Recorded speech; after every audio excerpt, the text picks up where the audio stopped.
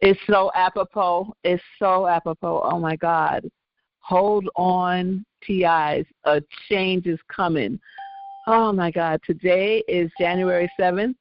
It is First Fruits Tuesday, and I'm so glad you can make it in, and I'm so glad you chose to be here. So many,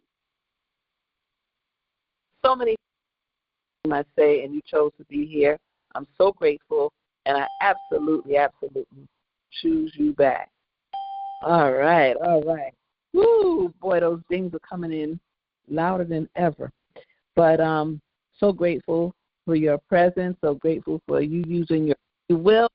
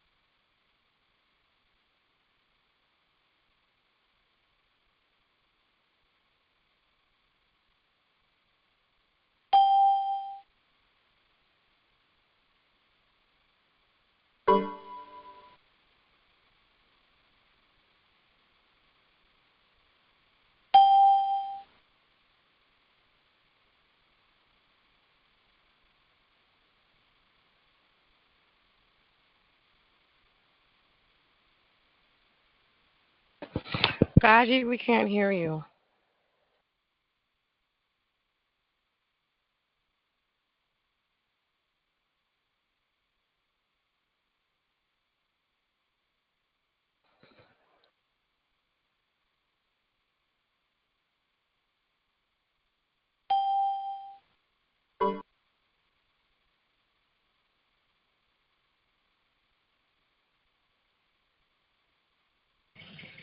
Okay, can you hear me now?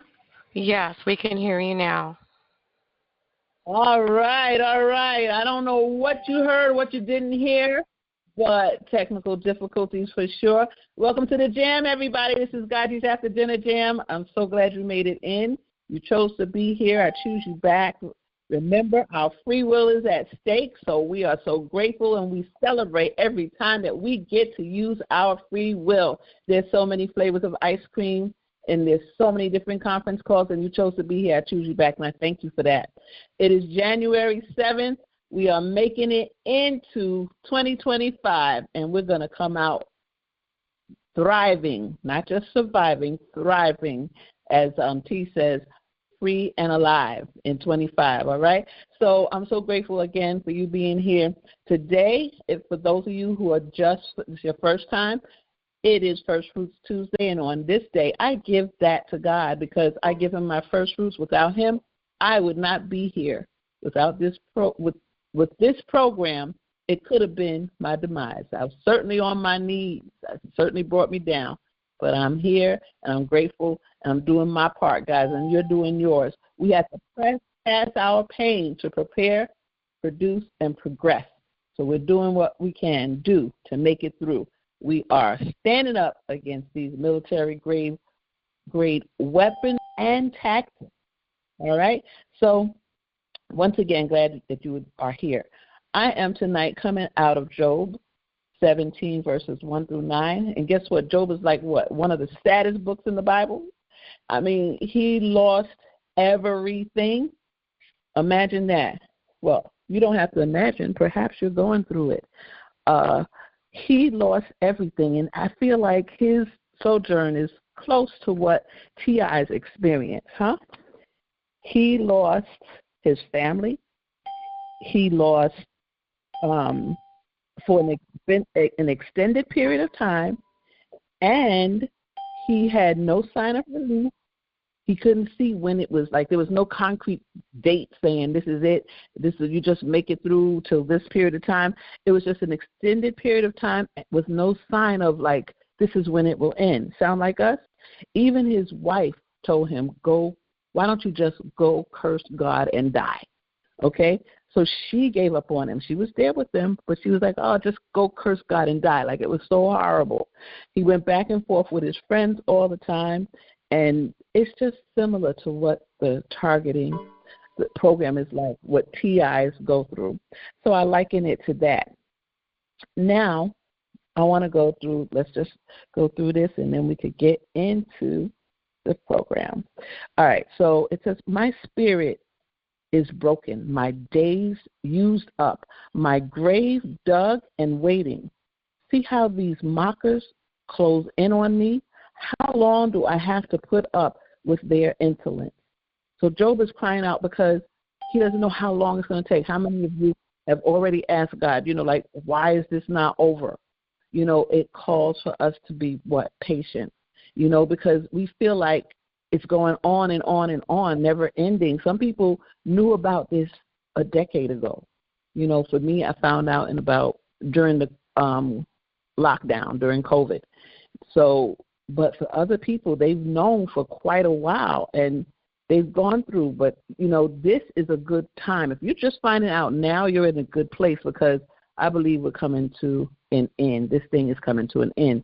So this is a good time to just find out so that you can get on your journey to freedom. All right. So patience, though, worketh perfection. So what are we being patient for? Because God is putting things in place so that our exodus is perfect. I mean, we don't want to come out and then have to go through this again. This program ended before in 1974 under the Frank Church Committee. But here we are again. It was MK Ultra and it was COINTELPRO. Here we are going through it again. Why? Because people they just said in the program, nobody faced any charges. Nobody, went through anything, and all the horrible things they did. Even in Canada, we read about that. We shared about that not too long ago. As a matter of fact, I wanted to do a year-end event, year-end review, and go through some of the things that we talked about and we reviewed together. All right, if you have your phone open, if we gave you an open mic, please mute. All right, so then it's, oh God, this is verse 3. Pledge your support for me. Give it to me in writing with your signature. You're the only one who can do this. Now, God loves for us to acknowledge that He's the only one that can bring us out. He's the only one that can save us. And I know, me included, we're looking to this new administration, the new President Trump, when he gets in, Tulsi Gabbard. Who else is there? Kash Patel. The whole crew, we're looking for them to do things that help us, that will reveal this evil program to the public and destroy it, right? But beyond that, we just know, some of us know that it's God. And when we recognize Him like that, He moves so strong in our favor. And so, I just recognize Him tonight. I know that. But Job is asking for a guarantee. He said, give it to me in writing with your signature. You're the only one who can do it. And God honors that because He's acknowledging Him above man, above any man on earth, that God is the only one who can do this. He went on to say, those people are so useless and know firsthand how stupid they can be. He said, you know firsthand how stupid they can be. You wouldn't let them have the last word, would you? He's asking God, would you let them have the last word? Would you let them really hurt me and let them win, basically? Would you let these people win? Those who betray their own friends leave a legacy of abuse to their children. So would you let this kind of people ruin me, God? And we can ask that, why is this happening kind of thing. Then he goes on to say, God, you've made me the talk of the town. People spit in my face. I can hardly see from crying so much. I'm nothing but skin and bones. Decent people can't believe what they're seeing. The good-hearted wake up and insist that I've given up with God. I've given up on God. So some people think that we're going through this because we turned our back on God. Or, to put it more broadly, that we've done something to deserve this. That's why we're going through this. Can you imagine? Nobody has done anything that would deserve this kind of treatment because this program is illegal, it is inhumane, and it is so cruel and dark and deep-seated that it should not exist. People say it's satanic. It's the witches. Or they go it's from AI because most people don't believe that another human could be this cruel. And it's just a sad state of affairs, I say. And I just want to encourage us that the end of Job's story, he got everything back. Even time, God extended his life. He lived in the hundreds. He lived a long time, and they used to live like that long time ago. And maybe we were verge of doing that again because we were healthier as a nation of people. We're healthier. We treat our bodies better, and we are a little more disciplined, and we have learned a lot about what to do and not to do. And some of us still do it, and we fall off. But for the most part, I believe we were getting healthier. And so they want us to live shorter lives. They want to control this kind of thing. They want to interfere with God's creation and interfere with our natural, organic course of evolution. We were getting to a good place. Too good for those who are greedy and in power and just love money and things like that. So here we are fighting this evil program. So I want to just back up for a minute and go to this, and then we're going to come out. And it says, "O earth, don't cover the wrong done to me. Don't muffle my cry. There must be someone in heaven who knows the truth about me. In highest heaven, some attorney who can clear my name, my champion, my friend. While I'm weeping my eyes out before God, I appeal to the one who represents mortals before God as a neighbor stands up for a neighbor. Only a few years are left before I set out on the road of no return." And so this is his plea, like I don't have much time left. Somebody in heaven, that's Jesus, and he pleads for us. So I just want you to remember to pray, remember to hope, remember to believe, dare to have faith in God, that he can take care of this, that he can handle this, and he can avenge us. Let's not get in the way by trying to avenge ourselves, because he is the best. So, they had that movie, The Avengers. He is the best avenger. He's who I want to avenge me for all that's being perpetrated against me. And I hope that you will allow him to avenge you. If you get out there and be vigilante, then you are moving in God's place. Let him do it. And he will do it. Won't he do it? He'll do it. Let him do it for you. He knows how to do it better than any of us. All right? That's my prayer for you, that you will let God avenge you, that you will be at peace in the name of Jesus, that you will be tempered, that you'll be able to withstand these last days as we go through this, as this program is revealed and destroyed, that you'll be able to hold tight of your emotions, your mind, your thoughts, and your body, and that as we move into freedom, that you will do so, and you will move into recovery and be able to forgive and reposition people in your lives. All right, that's my prayer for you. In the name of Jesus, I pray, amen.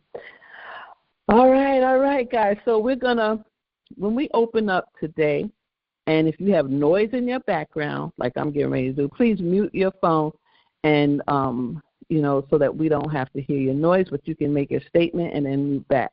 So we're going to open up, and my question is, I hope you can understand what I mean. I'm going to try to pose it properly, is what things have you noticed that are in place to help this program?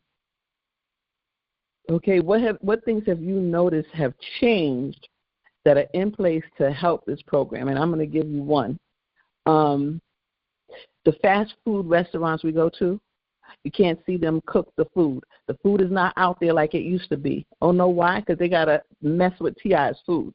Okay, so now when you go, before you used to go, they used to just have the cheeseburgers right there, the thing, to scoop up the french fries. You can see everything they're doing right there in the open.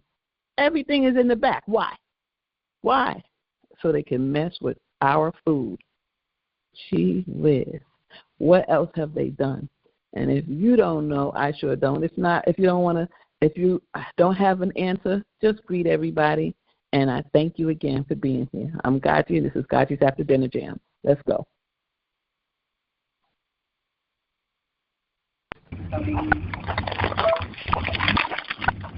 Hi, everybody. Woo. All right. Hi, GoGi's. So, welcome to the jam. Hi, how are you? Okay, this is Ann from Portland, Oregon. Hi, Portland. I just want to let you know that Ray, W-R-A-Y, the head of FBI, is gone. Trump wanted to get rid of him, but he left early. You didn't know that? So he was causing a lot of problems.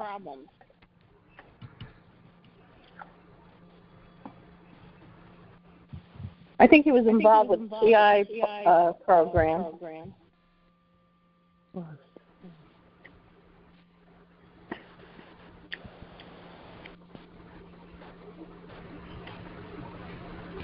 Hello?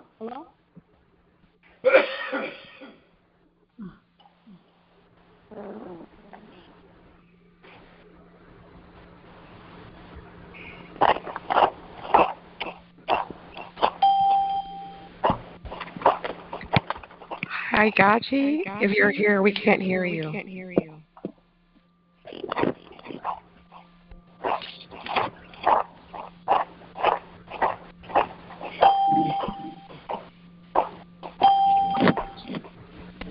Okay, guys, forgive me. I have a new phone, and they're having fun. So I apologize. Can you hear me now, Tranquility? Yes, we can hear you. We've got an echo on the line, too. I've got to find it. Okay.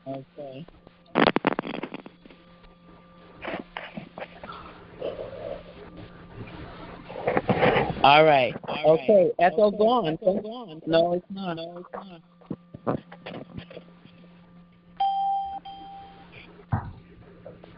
All right. I just want to thank the person from Portland who came on and gave us that information. Really good. Thank you so much. All right. I think we found the echo. I think the echo is gone. And I'm still not seeing my screen the way I usually do. All right. Next caller, please. Thank you for joining the jam. Please announce yourself, city and state you're from. Hi, Gaji. Constance. Hi, how are you? I'm alive. Hi. So the question, I think the question was, what are they doing to let you know that this program is in place? Did I get it wrong? It's what things have they put in place to make this program successful, like moving the food to the back. Okay. Mm-hmm. Okay, now, my opinion is 4 years ago, 2020, they opened up the border. They emptied out penitentiaries on all these countries. In the last 3 years, I've been hearing a lot of people say how bad their targeting is now. I don't think we're being targeted by Americans. I think the American citizens are doing the street theater. I think they are doing a little stuff in the grocery store. But I think there's a back set to our targeting now that is being done by these criminals that they have let into our country. And that shows that they have put everything, this was done purposely. That's just my opinion. I got you. Thank you. Thank you for that. So you're saying that they, one thing that they did was to open up the border. Okay, and that was for TIs. I'm not saying it was for just for TIs, but I'm saying that the targeting is horrendous. It's very, very, a lot of witchcraft. And, you know, like Africa and Australia and all those countries, they practice a lot of that. And I think it's a lot of more witchcraft now than it was a few years ago. That's all. All right. Thank you. Thank you. Thank you for that, Constance. All right. Next caller, please. Welcome to the J.A.M. Your thoughts. This is Tanya from Arkansas. Hi. Hey. Hi, Tanya. Hey. I think the manipulation tactics and also the false diagnosis have been successful. They set it up and it's worked. It worked. All right. The false diagnosis for the medical field, in the medical field. Yes. I love it. I love it. Yes. I believe that in terms of the psychiatrists, they all work hand in hand, just as movies. First of all, they already know which one you're going to go to, which hospital, which clinic. They watch you. They know where you're going, and they have them ready for you. Yes. Absolutely. Thank you for that, Lady P. Mm-hmm. Hello, Gaji. Hi, how are you?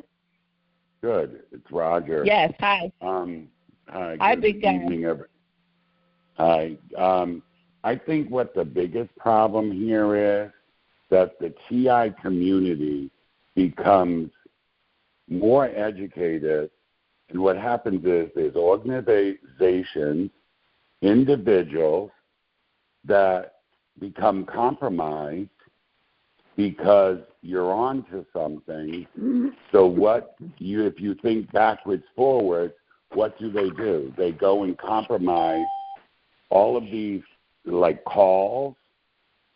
They keep us in one area because they want to contain the cancer, and they don't want it to get out. They want to know every move you make because they thought that we would never unite. And what happened is, like General Patton said, in being a retired Army person, knowledge disappears fear. And they're afraid now because the community's coming. So I want to pose a question to all TIs that are listening. If you know someone's compromised, or you know that agency or the way they're doing business, if they show you who they are, believe them. It's just like Gaji was talking about Job. His own wife went against him and said, "Stop believing God." And he said, "No, I will not. I will worship and praise him." And look what happened to Job. That's all I have to say. Good evening. Amen, amen. Thank you for that, big guy. Thank you. Absolutely. They created a program that would isolate us, that was built on us being isolated.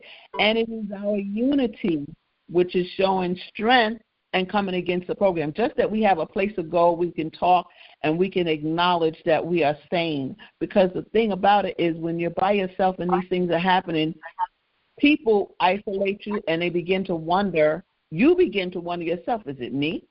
You know, I know people that have checked themselves in because they wanted to find out if they were, if this is them or if they're really having issues or not.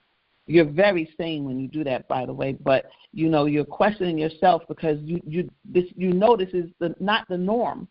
When I started seeing planes over me everywhere I went, I told my family, if we look up and it's not there, then take me in.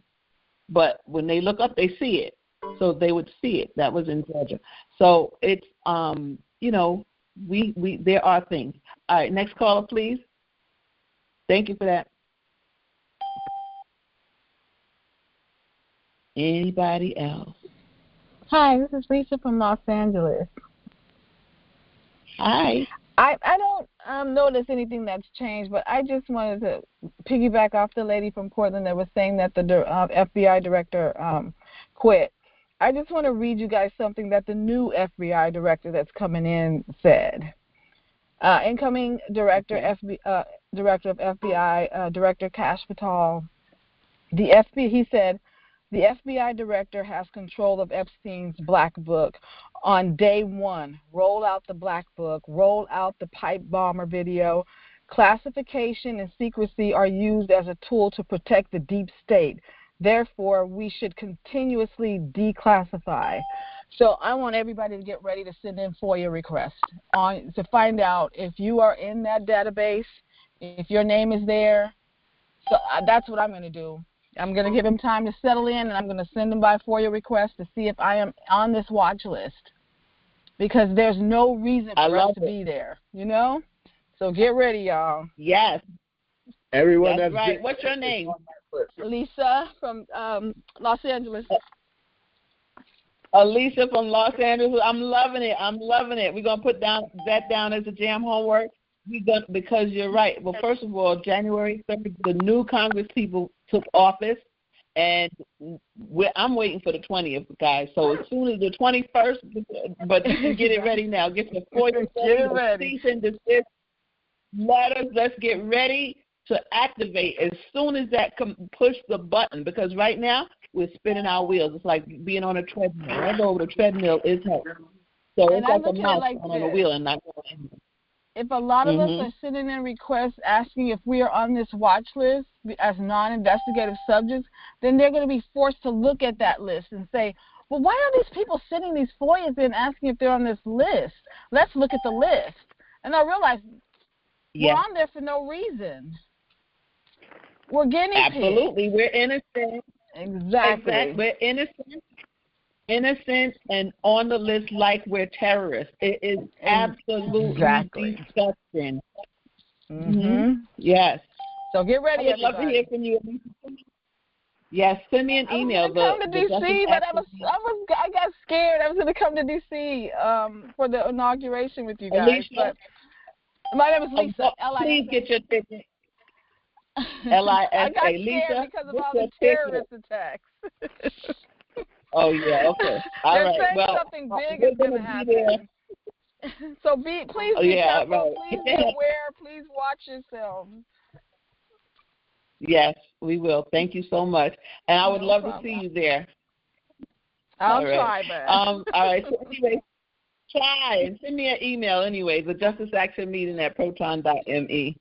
Okay. Guys, may God cover us all, and the angels, we dispatching them now to prepare our way and let it be safe. We are not operating in fear, but God gave us a spirit of love and a love, power, and a sound mind. So that's what we're walking on. All right, now, next caller, please. Thank you for that, though. That was really, really good. So the answer would be they created what's in place is this whole network of where they don't take anything you say serious. They have a network where if you call the police, they ignore you. If you call FAA, they ignore you. If you go to the hospital, they ignore you. So all of our pleadings, the whole program is set up to make us look like we're the ones who have an issue. So nobody takes you serious. How in the world? I mean, brilliant. We call them stupid. No, they're not stupid. It's brilliant. It's brilliant, but cruel and inhumane. All right, next caller, please. Hi, this is Krista calling from Idaho. I just started joining your calls, GoGi, and I appreciate you. I usually go to Minister Jerome's prayer group for the last year or so. Anyway, I'm T.I., originally from California, and what I've noticed is I used to be friends with my neighbors, in the San Francisco Bay Area. Like back before I knew I was a TI, like I was friends with my neighbors, but now all my neighbors all seem to be perps and witches.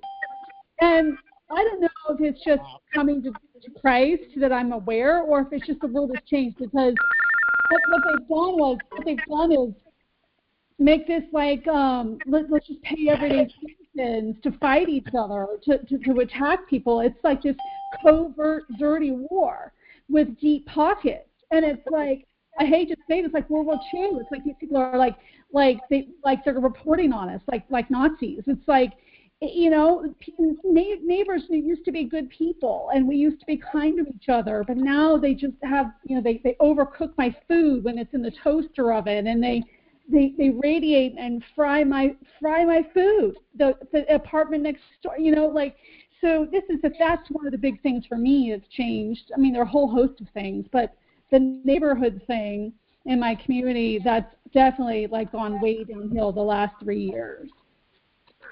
Absolutely. Krista, I couldn't agree with you more. First of all, it's so funny that there's another Krista from Idaho that comes on all the time, but I know that you're... Huh?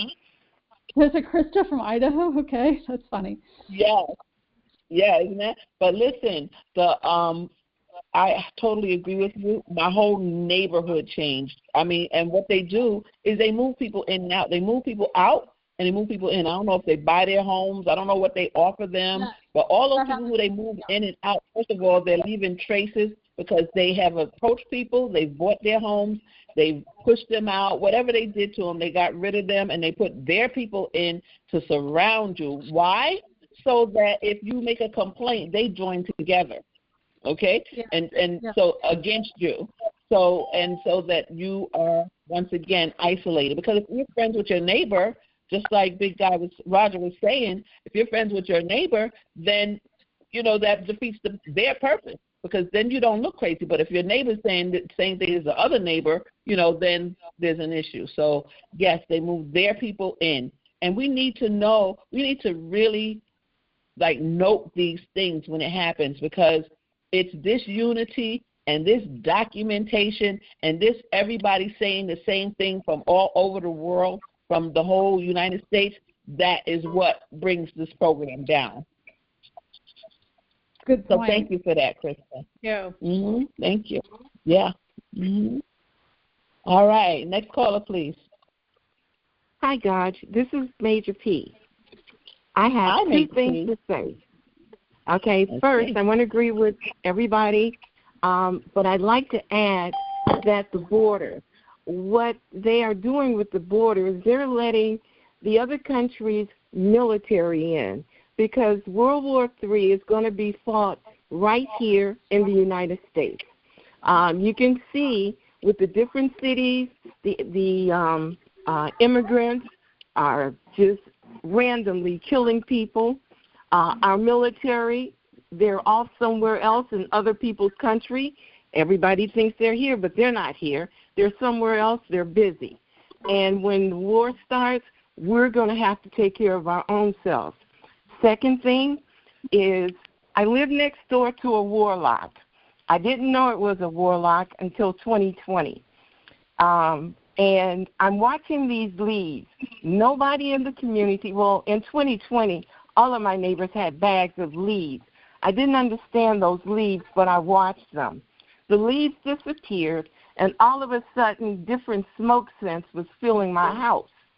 And right now, I'm watching these leaves. They have snow on them, and I know he's going to do something with those leaves. I've already taken photos of them, and this time, I'm not green anymore. I'm a little bit more educated, and I'm going to figure out what it is he's doing to get that scent in my house. Wow. Okay, that's funny, because somebody told me the other day that someone was outside throwing up leaves. So, yeah. Okay. All right. So I'm sure you have something there, and I hope you get the documentation you need. Sister Gadget. Thank you, Major. Hello. Please. Hi. Hello. Hi. Sister Gadget. Hi, Sister. Look about the leaves. We got a report about our manager brought and another demon brought leaves and put them around the door and leaves. We don't have those leaves in this area. They brought them from somewhere else, and they were seen. We got the report. They were seen. They on camera throwing leaves.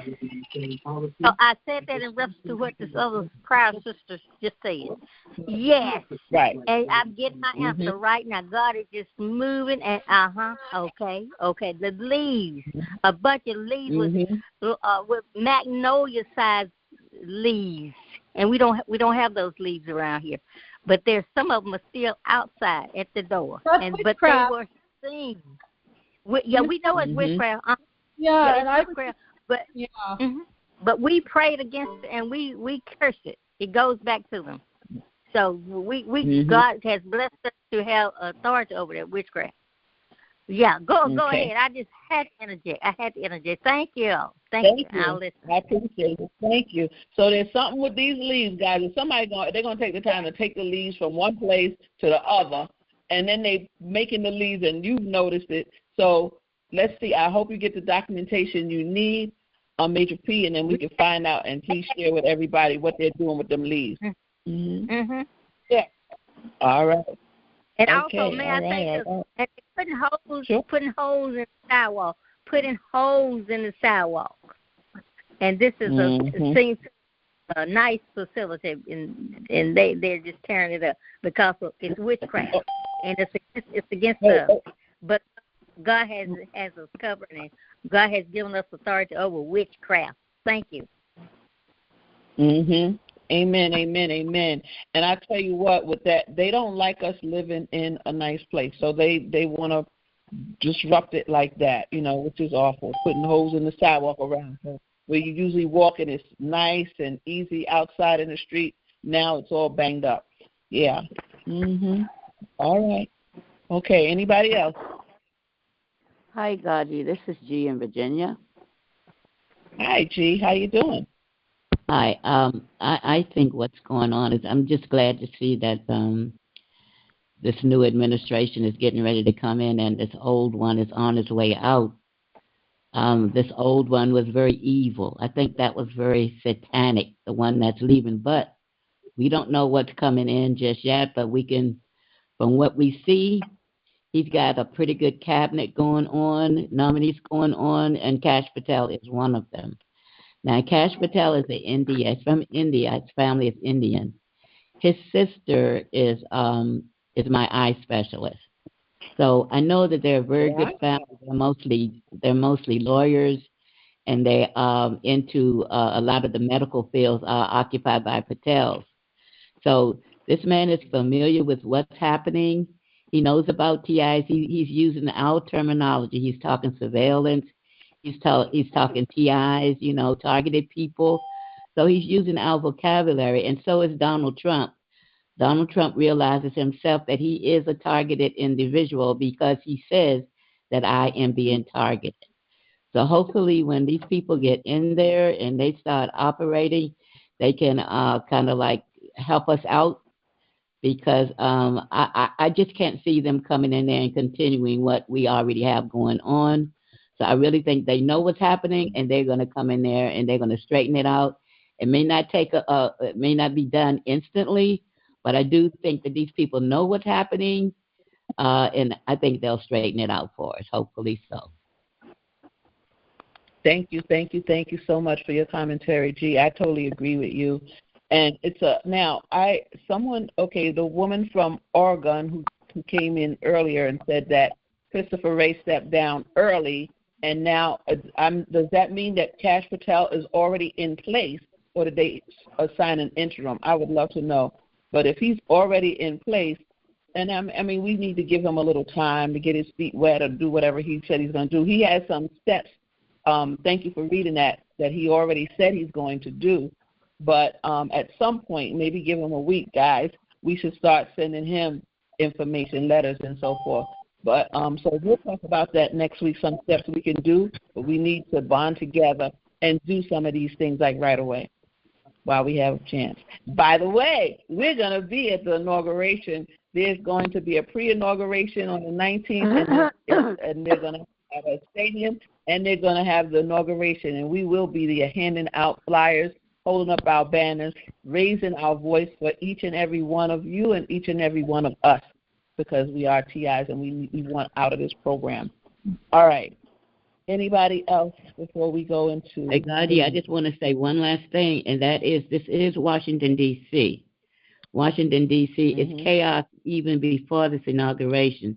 So you can best believe they have already said, this is the Democratic Party, that there is going to be chaos in Washington, D.C., and they're trying to even stop Donald Trump from being inaugurated. So just beware. Yeah, where the things that they would do to stop it are all around, all these things that they're doing so that they could kind of create an issue that would call for, what's that word, where they would shut down everything and he can't come in place. So that, I don't see that happening. People are a little smarter. They've tried this, you've done the same thing over and over again. Look out for Charlie. Last week we talked about him. He was talking about them using the same script for these people that will go out and commit a crime. He says they push them out of their house, tell them they're trying to poison you in your house if they have B2K and weapons, and they push them out there, and then they tell them somebody's trying to hurt you, get them on a defensive, and get them to do something violent.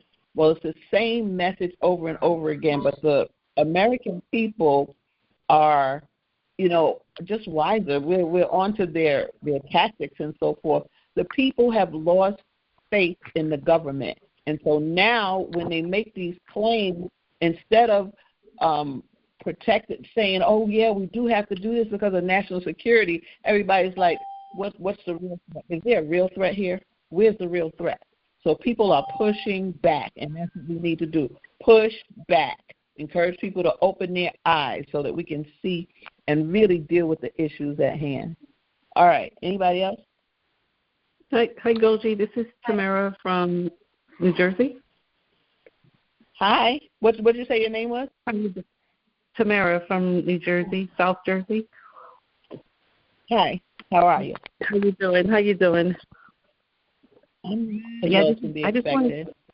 Oh yes. I tell you, to all praises to the Heavenly Father. Yeah. I just wanted to make a comment. I believe a lot of the success contributes to just being a lot of the corporations and individuals just being greed over money, no matter how much they're hurting a person or people. They just want the money. And I think a lot of the money laundering that's going on, even though they try to make it look like what they're doing is legal, but it's really illegal. Okay. Yes. Mhm. Yeah. Okay. So you're saying that the money laundering is contributing to this issue, and it's illegal. All right. Yes. Thank you. Corporations being paid. Yeah, and I have to agree with you on the greed. I mean, these people have money, and they want more, and they want it all. And the elite people who, with this conspiracy kind of theory that they're about New World Order and transhumanism and, and all that kind of thing, and depopulation, the people that would do that are the ones who have all this money and power and yet are not satisfied. That says a lot. They have money and power, and they're not satisfied. Very interesting. Yeah. It tells you how seductive money and power is, and that greed. Greed is when you want it all. You're just there's going to be an inside that is just not satisfied, because that's what greed is about. And so it's like a vicious circle. But thank you so much for your commentary. Thank you. Well, you're welcome. I love your show. So thank you for being here for us. We really appreciate it. I appreciate you. Thank you. I'm grateful. Thank you. All right. Anybody else? Before yeah. All right. Two people. One go first. Go ahead. I'll go now. Go ahead. Thank you. Okay. Hi, this is Andrea from Arizona. And I am Hi, Hi, GoGi. I'm originally from Switzerland, and what I heard in Switzerland is that the police is hiring especially people with lower IQ. Because they have not enough people, and they really choose people who will follow orders. So that means that this program is being executed more easily because the people in the police, I was really harassed a lot by the police and put in jail as well for 2 days just for not paying a fine. And so that makes it easier for them to execute the program. Yes, right. Thank you. I totally get what you're saying. So they hire people with low IQs so that they will just listen, just pay attention and just listen. I got follow orders. Yes. Yes, I remember hearing somewhere with somebody in the program, they were saying that on the other side was they love small towns. They more love small towns and I guess small town mentality because they just come and tell them what to do and they don't ask any questions. Small town people or small town thinking leads to submission is the general idea. So I guess it's the same with low IQ and it's not because their IQ is low, but it's because their esteem is low and probably because they've been taught, and taught to a certain way most of the time. So anyway, that's my little analysis of it, but they listen. That's the point. Thank you very much for that commentary. And the other person who was going to speak, go ahead, please. Yes, hi. This is Regina from Indiana, and I would have to say definitely the neighbors. I see them moving out and replacing them with people that are participating in this program, including a military couple that moved in down the street. And I got them behind me everywhere. And, yes, it is pretty bad. I think it would be good to get some new ideas how to combat that because you feel like you seriously are up against an army. But when I stayed and lived in a hotel, the manager had become close, her and I, and she did tell me that the 2 rooms next to me, the room up above, and the rooms across from me were taken out by a company. And they just kept renewing it. And I was there for about 2 years, and they just kept renewing those rooms. And they would send average people in, city workers, and yeah, it gets pretty bad. So wow, Regina, that is very good. That's a very good point. But guess what? That's easily documented. Like it's easily something that we can do a FOIL request on and find out like what company was that was all around you all the time for 2 years while you were there, because it doesn't even matter if you document what was going on with you in that room, then that company is responsible, especially if you can prove it. That company is responsible for what you went through while you were in that room. And any of us who can really document or had problems, we can really that's something that we can try to move on. I love it. Thank you. That I didn't even think about that the company got the rules. She told me that she couldn't tell me the name of the company, but she said it was by the same company. And, I thought that was interesting. So, yes, I like that. Thank you. Mm-hmm. What if you're in this hotel, someone else is in another hotel, and it's the same company that continues to buy the rooms rent the rooms around the TIs? Now we have an issue. Now we have something to stand on. You know what I mean? So just hold that, and that's just something actionable at some point. It could be. That's beautiful. Thank you for sharing that. And I hope one of the team members is writing that down. That's a good one. All right. Anybody else before we close down? Good evening. Good evening. This is Shirley. I literally have a general question. I'm curious to know if any other TIs actually have a sound that comes out of them. Like I literally have sounds that come out of that I can actually hear coming out of me. Like if I push down on my arm, my chest, my face, even wiping my face, I have a sound that come out of me. So I'm curious to know, is that with every targeted person, or I'm trying to figure out if it's just me. Okay, hold that question, Shirley. Let's go to Q&A. Tranquility. Thank you. Okay, guys. So we're going to get right into the news, but Shirley, hold your question, and as we come back at the end, if anyone has that, they will let you know. From my understanding, that is not a typical TI thing. You know, sometimes people can hear another person's V2K, but whether it comes out of your arm or your leg or a different part of your body, I have not heard that one before. But so let's go. We're going to go into the news, everybody. I just thank you again for being here. Thank you for sharing. We kind of get an idea of what's going on, how our world has changed just to accommodate this evil program. And I'm so grateful. I thank the person who shared that good news. I didn't even know about that. It tells you how much I watch TV. And about Christopher Ray. It's a beautiful thing. All right. So now put my Bible away, and we're getting ready with the items that we have selected. Okay. So number one is an article. And this article is not it's not that new, but it's relevant. So you'll see what I mean. And it's about FISA and the FBI. So let's see here. Okay. Thank you for participating. Thank you for bringing your ideas and your mind and everything to the group. It was very helpful. All right. Let me get this article, I believe, is from The Hill. And let me see, 1 second. Here we go. We get to the beginning. And the name of the article is FISA Court's Rebuke of the FBI. It broke or ignored the rules and our rights. This is not a brand new article. This is from a few years back.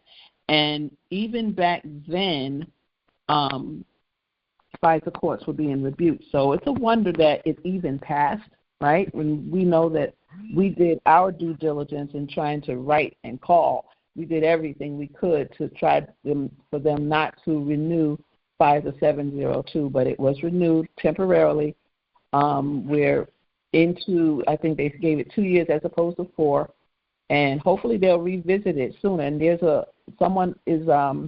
they made a request, a group of people like the Guardian and so forth, they got together and they're asking the FBI to disclose the information, the questions that have been asked about these warrantless surveilling, and they want the answers before they vote again, because they say that the questions were asked before and Congress voted without the information and that they deserve the information. All right, so now this article is from The Hill by Andrew C. McCarthy, and it's an opinion. And it says the presiding judge of the Foreign Intelligence Surveillance Court, FISC, has issued a stinging rebuke to the FBI in the wake of the Justice Department Inspector General Michael Horowitz's report on the Bureau's serial abuses in the surveillance of Carter Page. So the fifth assessment, the derelictions in the Page surveillance warrants are so serious the court's judges cannot be confident that any warrant applications the FBI has submitted are accurate and complete.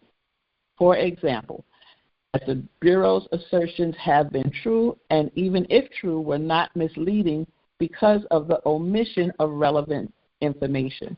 Consequently, in an extraordinary public order on Tuesday, the secret court's presiding judge, Rosemary Collier, directed the Justice Department and the FBI to conduct a thorough review of all submissions the Bureau has made to the FISC.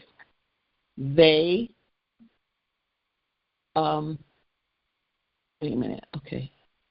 to explain what steps have been taken to assure the candor of each submission.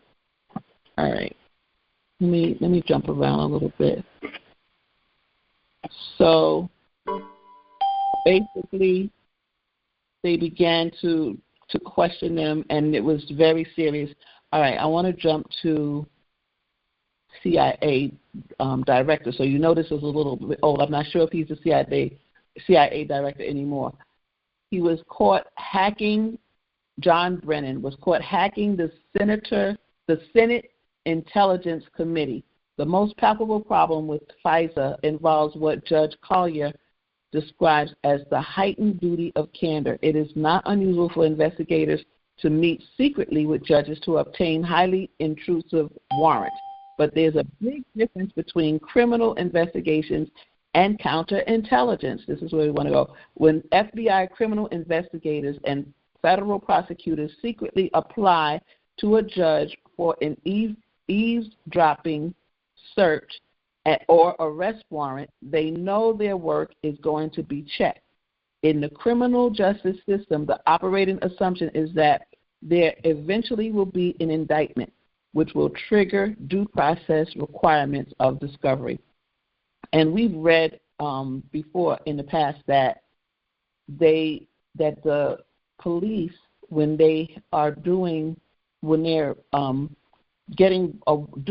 working really like getting a warrant, not getting a warrant, avoiding getting a warrant, and presenting information, that they will deceive the judge, and they will find out things that are worthy of a warrant, but they already have the information. So there's a lot of things that I believe are going to be coming out with this.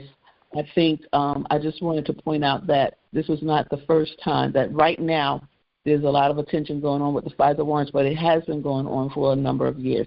So hopefully they're going to get to the bottom of it. Let me see what else this is saying.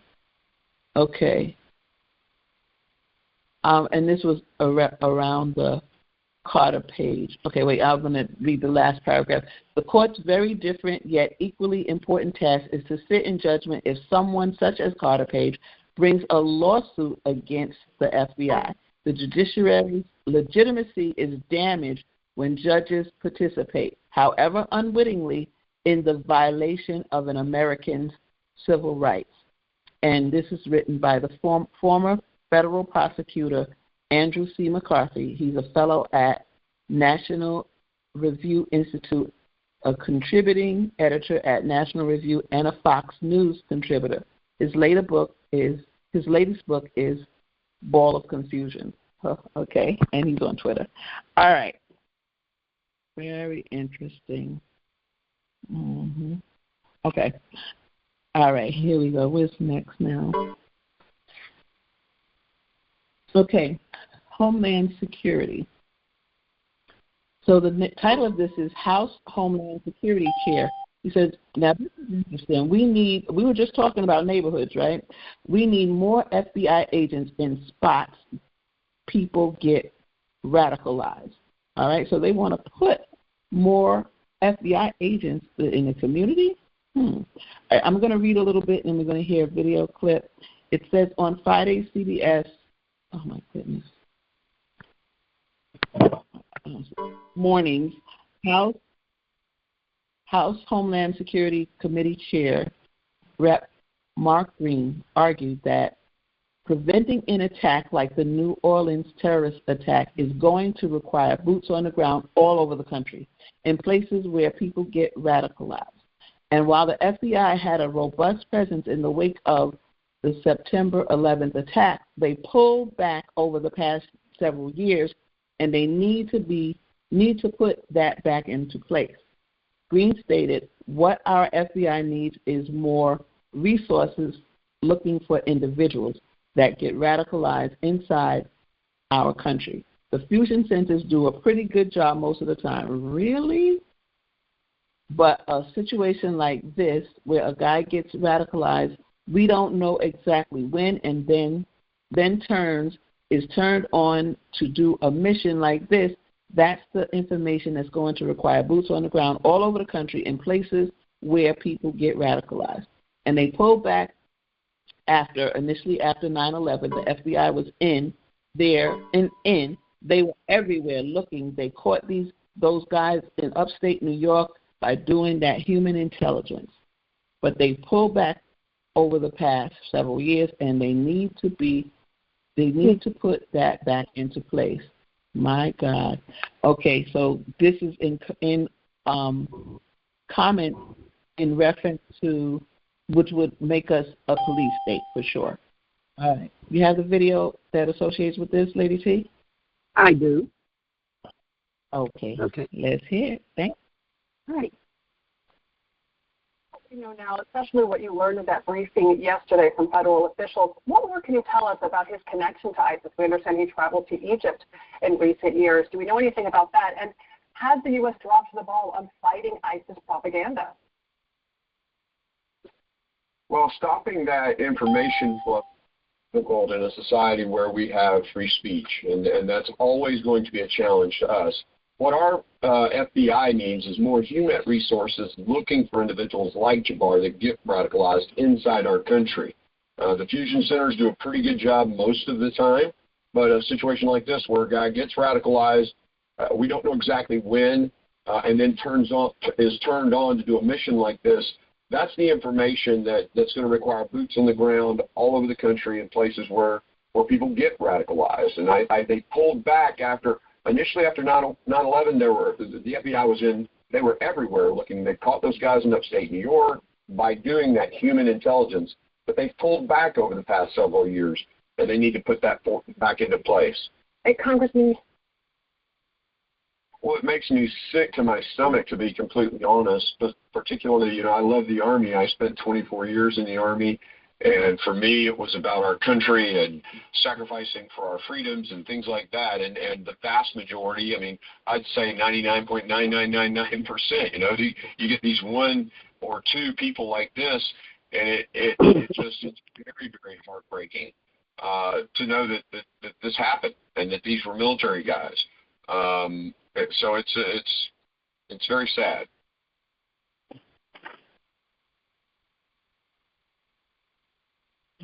Yeah, it is very sad, but I don't know if the answer is FBI all over the place. So that is going to be up to the new administration, but these are some of the thoughts that are being tossed around. So we just have to be alert. And again, as we mentioned earlier, let's do our homework. Let's prepare our letters, and we activate at just the right time to let them know what is going on. And that, he mentioned fusion centers. That's one of the big things. I know one of the team members, Liliana, has wrote a wonderful letter about the fusion centers and what they actually do. So let's be alert, and let's make sure that when we do write, that we put in our letters things that are common knowledge, like the watch list and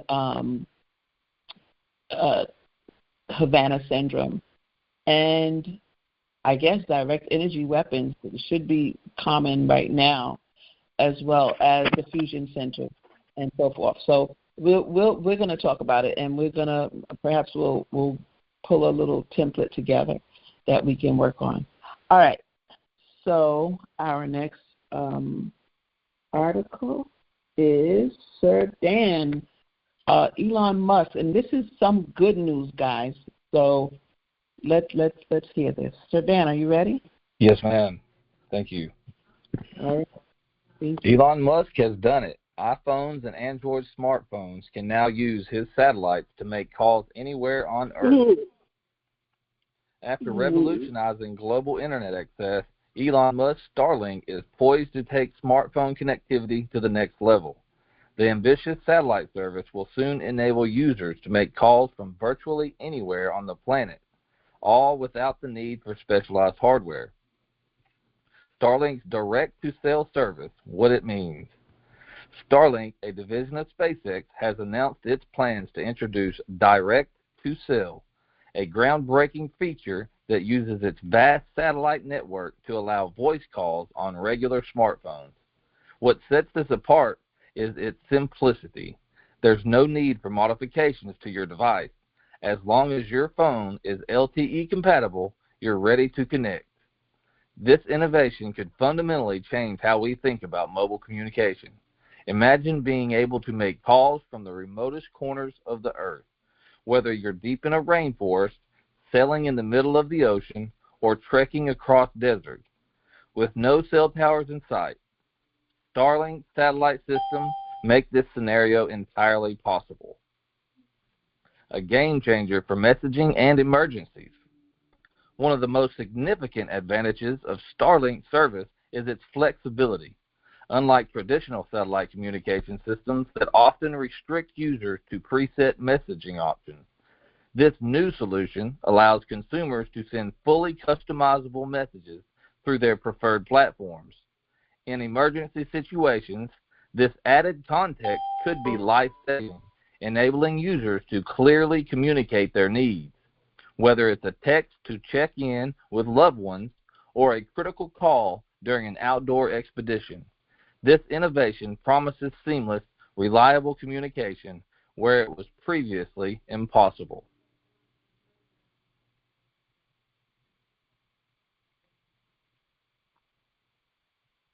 Bridging the global communication gap. Yeah, there's a little more if you want me to read it. Okay. Yes, sir. Go ahead. Bridging the global communication gap.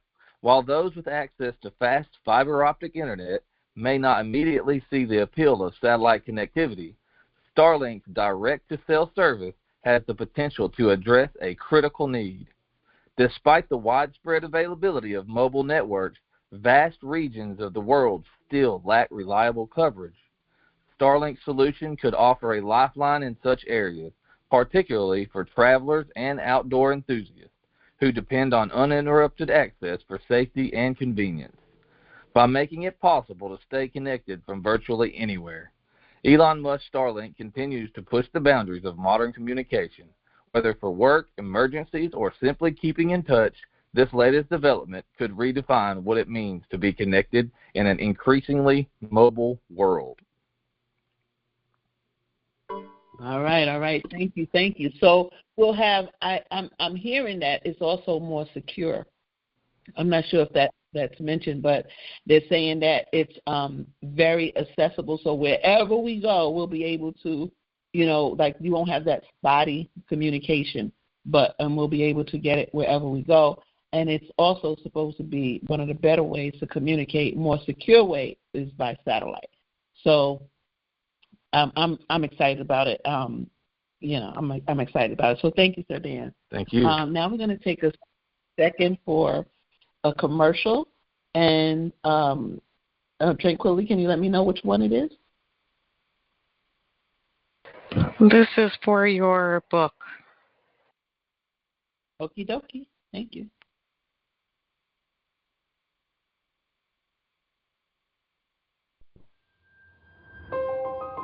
Are you feeling like something strange is happening in your life? You tell others, but nobody believes you?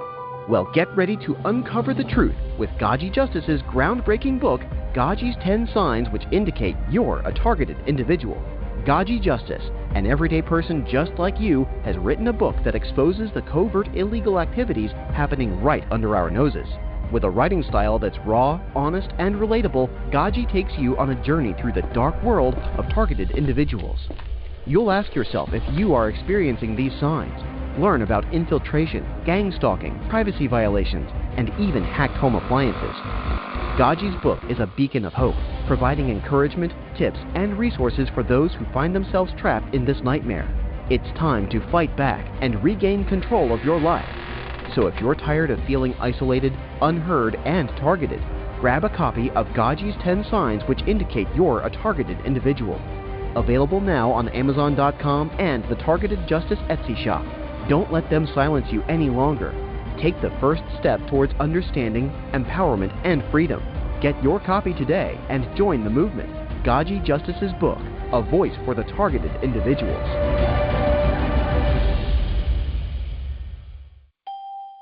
All right, everybody. Okay, so now we're going to head into this video. It's a little long, but it's really good. When I was thinking to myself, where can I stop it? There was like no point to stop, meaning I thought that we should all hear this. So please take a listen, and then we're going to introduce our guests. One commercial break, and then we're going right into our guests right after that. Thank you so much for being here. Lady T? Yep, I'm ready. In 2016, workers in the U.S. Embassy in Havana, Cuba, started reporting concussion-like symptoms, dizziness, headaches, and nausea, but with no obvious head trauma. Since then, similar reports have emerged with federal civilian and military personnel stationed in Russia, China, and Austria, all with no readily apparent cause. The National Academy of Sciences and the U.S. intelligence community have suggested that one plausible cause might be, strange as it might seem, pulsed microwave radiation beams aimed at U.S. installations. Now a team of University of Wisconsin researchers has obtained a grant to investigate how pulsed microwave beams might affect the brain. Christian Frank is the Bjorn Borgen Professor and H.I. Romney's Faculty Fellow at the Department of Mechanical Engineering at the University of Wisconsin-Madison and Director of the UW Panther Project, which studies brain trauma. Christian Frank joins us now in the studio. Welcome to the 8 O'Clock Buzz. Thank you, Ryan. Thanks for having me on the show. So I'm a little confused. You're a professor of mechanical engineering, and yet you're studying brain trauma. Is this a extrapolation of engineering into the structure of the brain? How does that follow? Yes, that's an excellent question. I think it might be a little bit of that and my own personal curiosity. Part of my background is I was an engineer. I'm in the Department of Mechanical Engineering, yet I study the brain. But Brian, as you mentioned, it's really about understanding the mechanical forces that impinge on the brain and how that translates into a biological response, particularly when it comes to injury. So it's sort of the perfect concoction of these different worlds. So let's talk about this particular research project. I mean, this sounds like conspiracy theory, or science fiction kind of things. But we're seeing institutes like the U.S. Academy of National Academy of Sciences saying that maybe somebody somewhere is microwaves at people's heads. Is that really what people think is going on here? Yes, you're absolutely right, and we do get a lot of that. For us, it was really, and we're excited about getting this started now. It's really coming together and trying to put some science behind this and really look at the physics and whether that is truly a mechanism of how the brain might become injured or not. But yeah, that is the most prevalent thought right now. It was interesting. The National Academy, as you mentioned, came to that conclusion that potentially pulsed microwave exposure is responsible for causing traumatic brain injury. That was something that at the time we were looking at as well, and we came to similar conclusions. So the answer is still out there. We don't know yet, but it's certainly something that we're excited to look. Yes, does it have physical grounds to stand on? So what will your research entail? It entails really, so this is a big team effort. It's the Department of Mechanical Engineering as well as our Department of Electrical Engineering, as you might imagine. And it really entails understanding the interaction of electromagnetic waves, in particular microwaves, with brain tissue. And so we're looking at this from all the way at the top scale, large, all the way down to the molecular scale, and we're looking for any changes that these incoming electromagnetic waves might cause on the tissue. So tell us who's on your research team. Do you have, for example, neurologists or brain anatomists involved in this as well? So at this point, it's largely a team of engineers. It's a team of engineers that has been working either with microwave technology for many years. These are my colleagues in the electrical engineering department. And then there is my lab, and then there's we have a large-scale Panther program that brings in a lot of people with a lot of background, as you mentioned, in anatomy. Work on animal studies.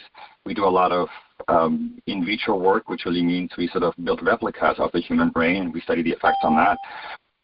But we are closely connected to the neuroscience and the clinical communities at large. So we make sure that we touch base with them very frequently. And what does Panther stand for?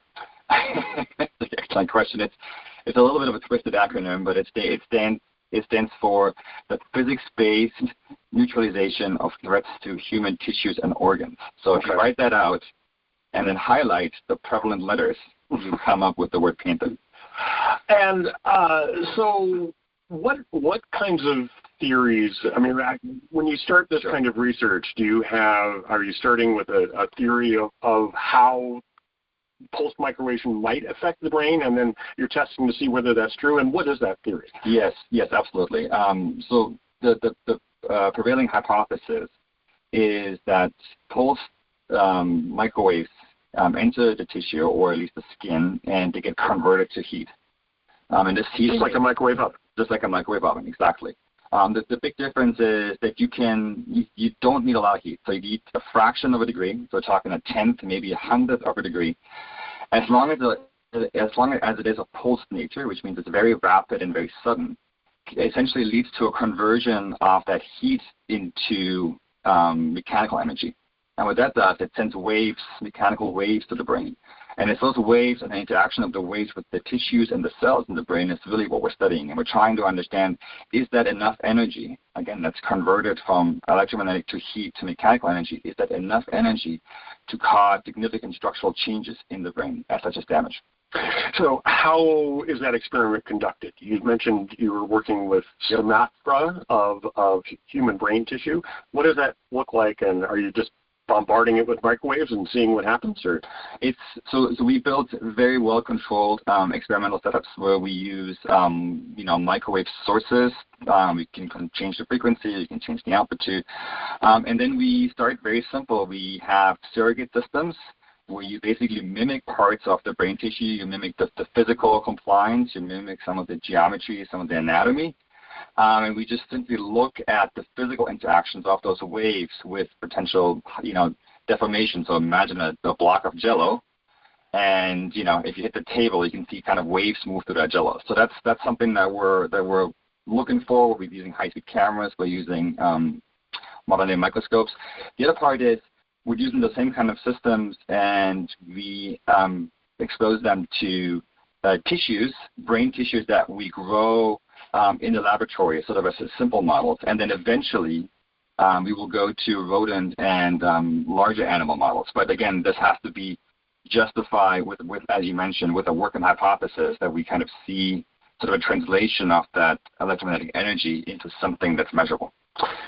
And is there something peculiar about the type of microwave radiation that you're using? I mean, most of us are familiar with microwave ovens.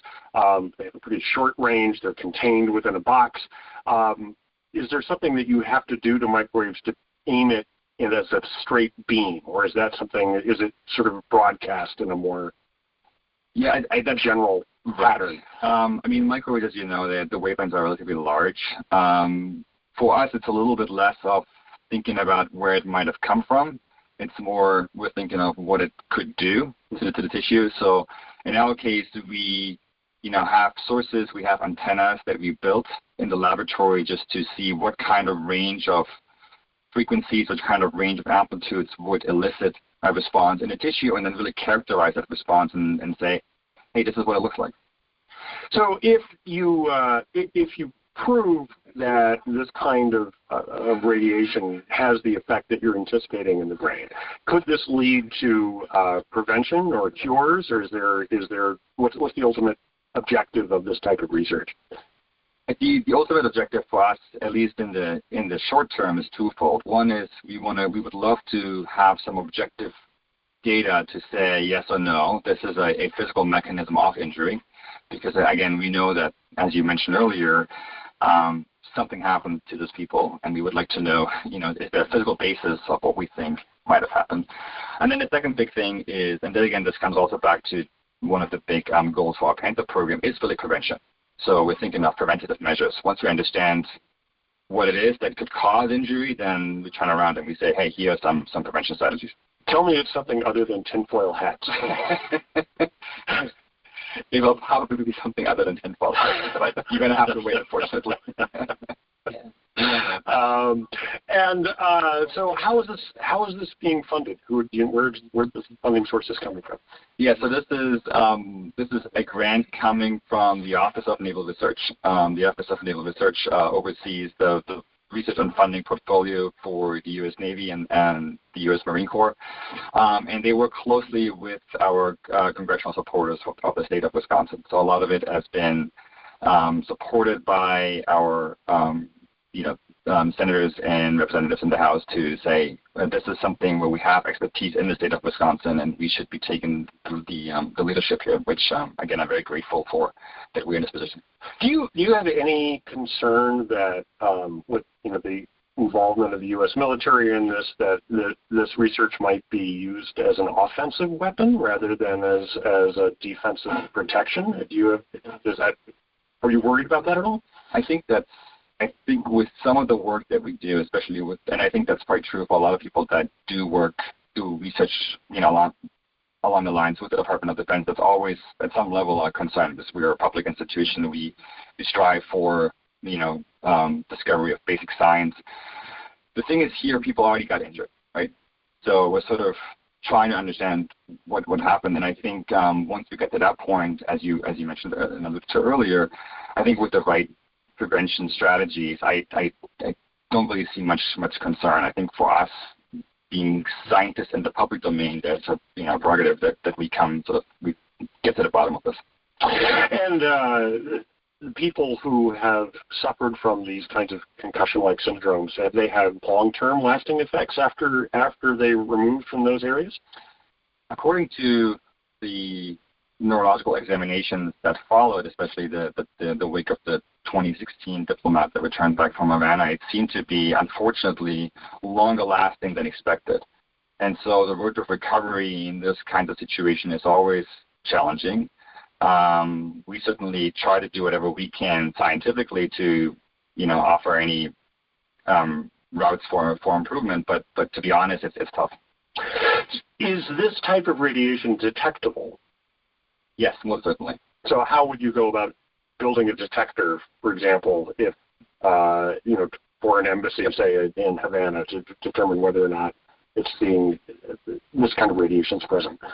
So again, there's lots of, with the sort of, manufacturing methodologies that we have now and the technologies, and you're talking about wearables and stretchable electronics, and there's lots of ready-to-be-employed solution in place to detect incoming radiation if that's what you seek to detect. And how long do you think before you'll start to have some definitive answers here? I am being very hopeful, and I'm going to have to be careful that you don't quote me here. But I'm hoping within the next 2 years we'll have something to come back to. All right. Christian Frank, the University of Wisconsin Department of Mechanical Engineering, thanks so much for joining us in the 8 o'clock bus. Thank you very much. Thanks, Ben. Wow, thank you. Well, you see why we had to listen to that whole thing. What a great study. So they have money, funds available.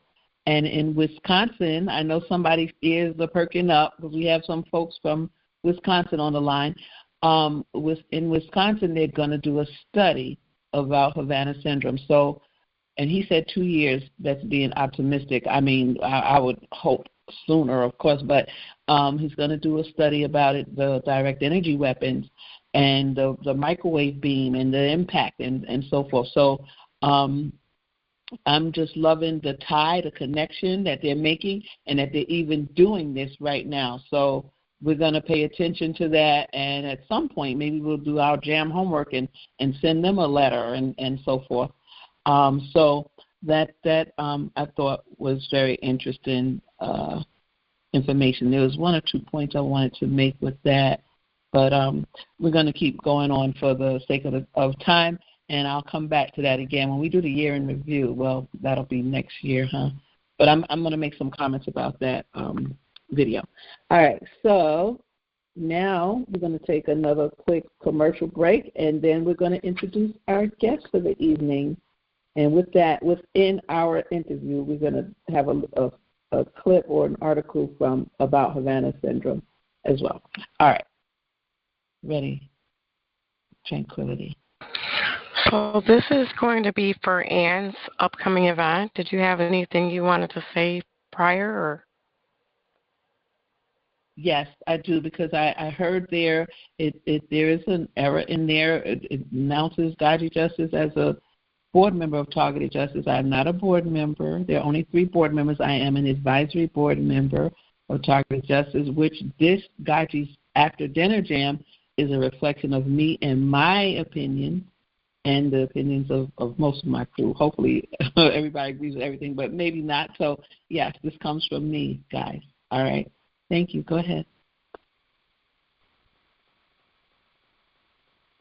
Are you ready to make history? On Monday, January 20th and Tuesday, January 21st, 2025, the Havana Syndrome Taskforce is calling you to Washington, D.C. for Sounding the Alarm, the Havana Syndrome Rally and Conference. Stand with us for justice, inclusion, and the rights of all Americans. On Monday, January 20th, join us at the U.S. Capitol during the presidential inauguration. This is our moment to demand change. The Havana Syndrome Act must include all Americans. Together, we will have one voice and will be heard. Then, on Tuesday, January 21st, the movement continues at the Shaw Neighborhood Library. Be part of an empowering conference featuring 2 inspiring keynote speakers. Featured speakers for this event include Reverend Dr. Millicent Black, pastor of Refuge from the Storm Church, and the author of Empowering Women Who Suffer in Silence, who will share her vision for a future where justice prevails.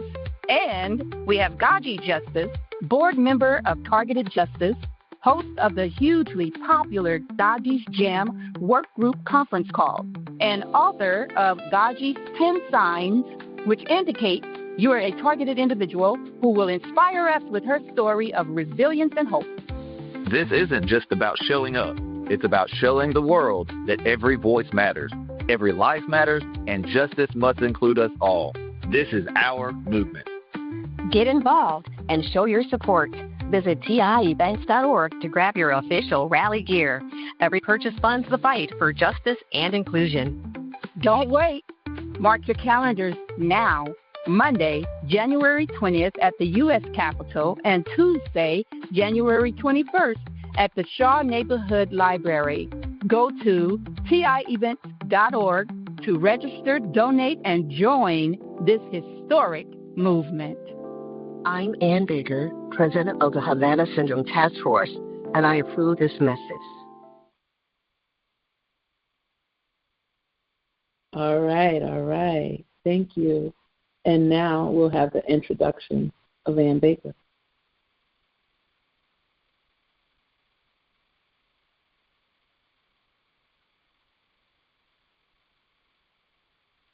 Major P, you ready?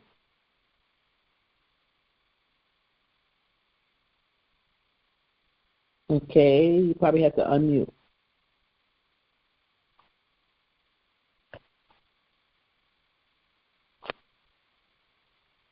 Uh-oh.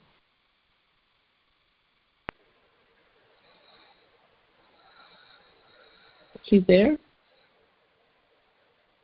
All right. Are you looking for Major P? Yes. Okay. I had muted her earlier. Let me see. Okay, I'm unmuted and I'm ready. Okay. All right. Okay. Ladies and gentlemen, please join me in welcoming tonight's special guest, Ann Baker. Ann is the president of the Havana Syndrome Taskforce and a former DOD employee and a leading advocate in the fight to bring awareness and action to targeted individuals and those affected by Havana Syndrome.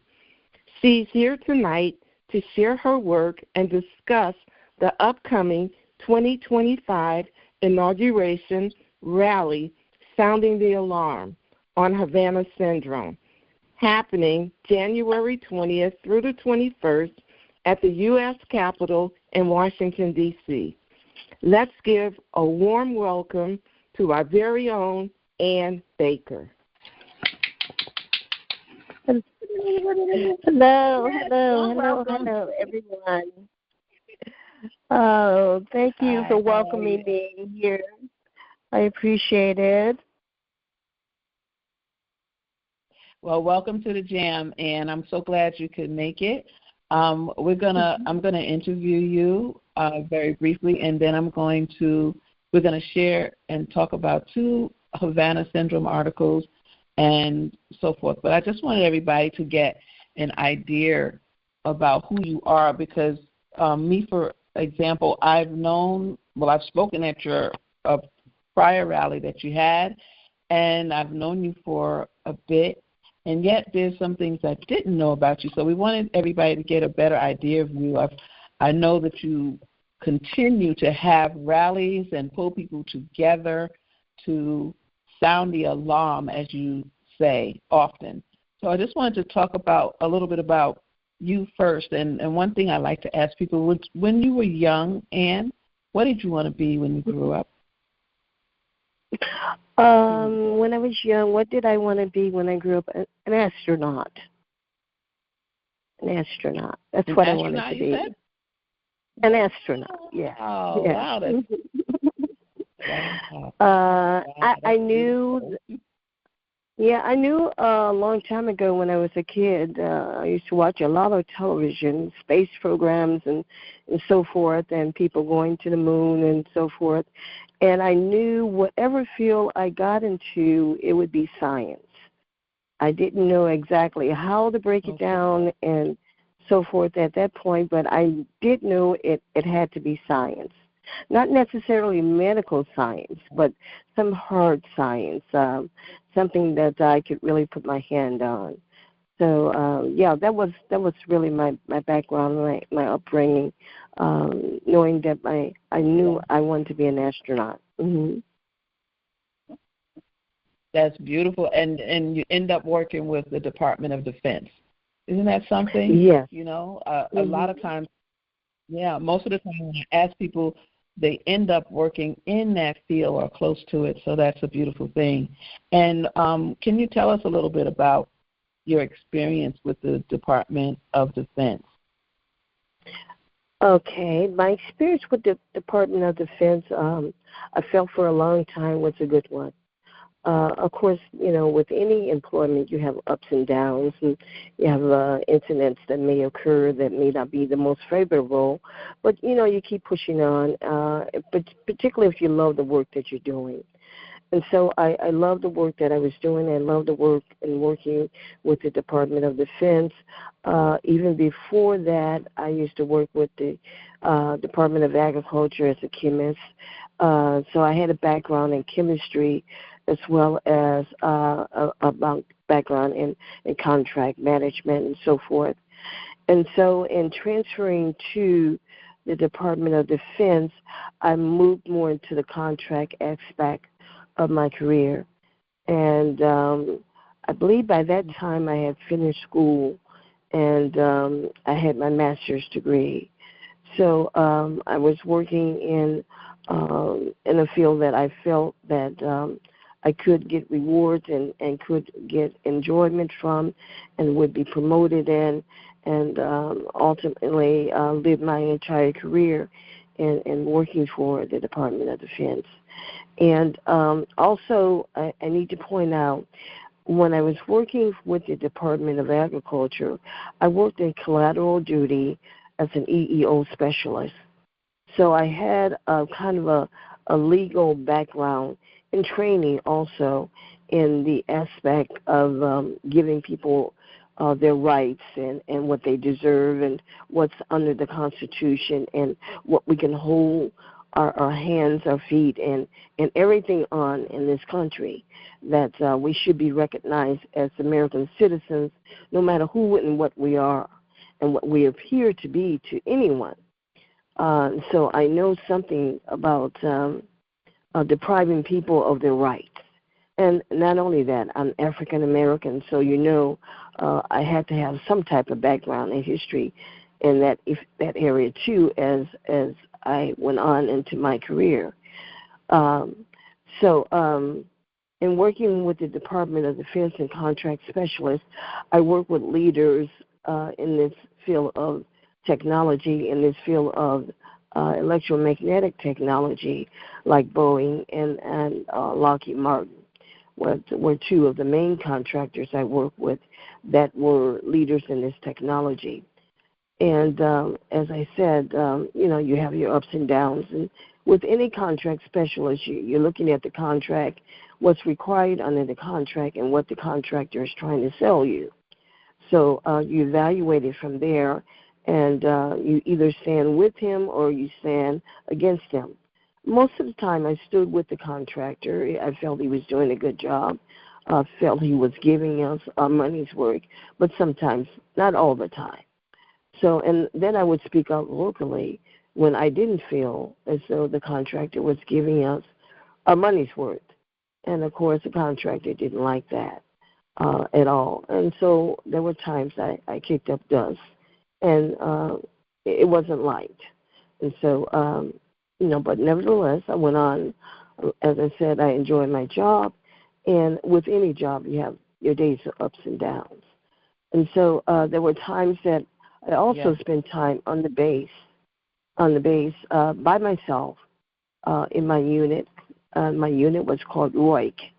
And so under ROIC, we had a lot of contractors and contracting individuals and personnel, as well as military people who worked under ROIC. And so oftentimes when working in the evening, I was working in the evening. I felt pretty comfortable in doing so. I had no attempts or anything to threaten that. And so I worked in the evening. I was asked to work in the evenings, and I said, well, no problem. Sure, I wouldn't mind doing that. And so as I continued to work in the evenings and sometimes spend overnight there in the office alone because of the weather conditions and so forth. And there was a time or two I spent also just on the base there in the hotel area because of an incident that happened with my eye and so forth. And so it was times, of course, easily I could have been implanted during those particular points in times that I stayed there on the base by myself in the ROIC office and also at the hotel too as well. I could have been implanted during that time, and obviously I was. And so that's pretty much my history and background. As I recall also, there were a couple of major incidents that I had with the Navy too. Right now, I don't want to get into a lot of detail with it, but there were a couple of major incidents that I just had with the U.S. Navy as well. And to this day, I've written the U.S. Navy in recognition for the fact that I spent years of my time giving to them and doing the best job I could. And they stonewalled me and didn't respond to my questions or even respond to my letters whatsoever.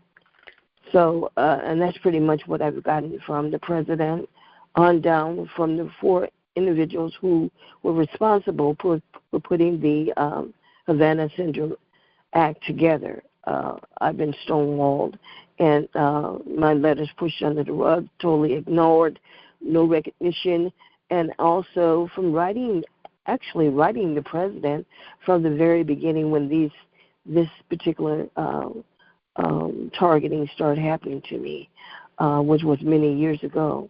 I have over 20 years of targeting to my life that has destroyed my life, has put me in attacks from morning to night. I never get any relief. I'm MK Ultra around the clock, V2K. My brain and body is being burned. I'm severely hampered and disabled and impaired by the attacks as my perp continues to threaten to kill me and kill my entire family. And as I continue to fight for all of us, and any voice that I possibly can make, it would be a voice for all of us, and any adherence to what I have to say is an adherence to all of us, that I speak for all of us. When I go out to speak, when I hold these rallies and these conferences, I hope that we all would come out and support one another. and let the administration know that we're tired of being ignored. We're tired of being stonewalled. We're tired of any recognition, because the door is open that the administration does acknowledge that directed energy weapons do exist.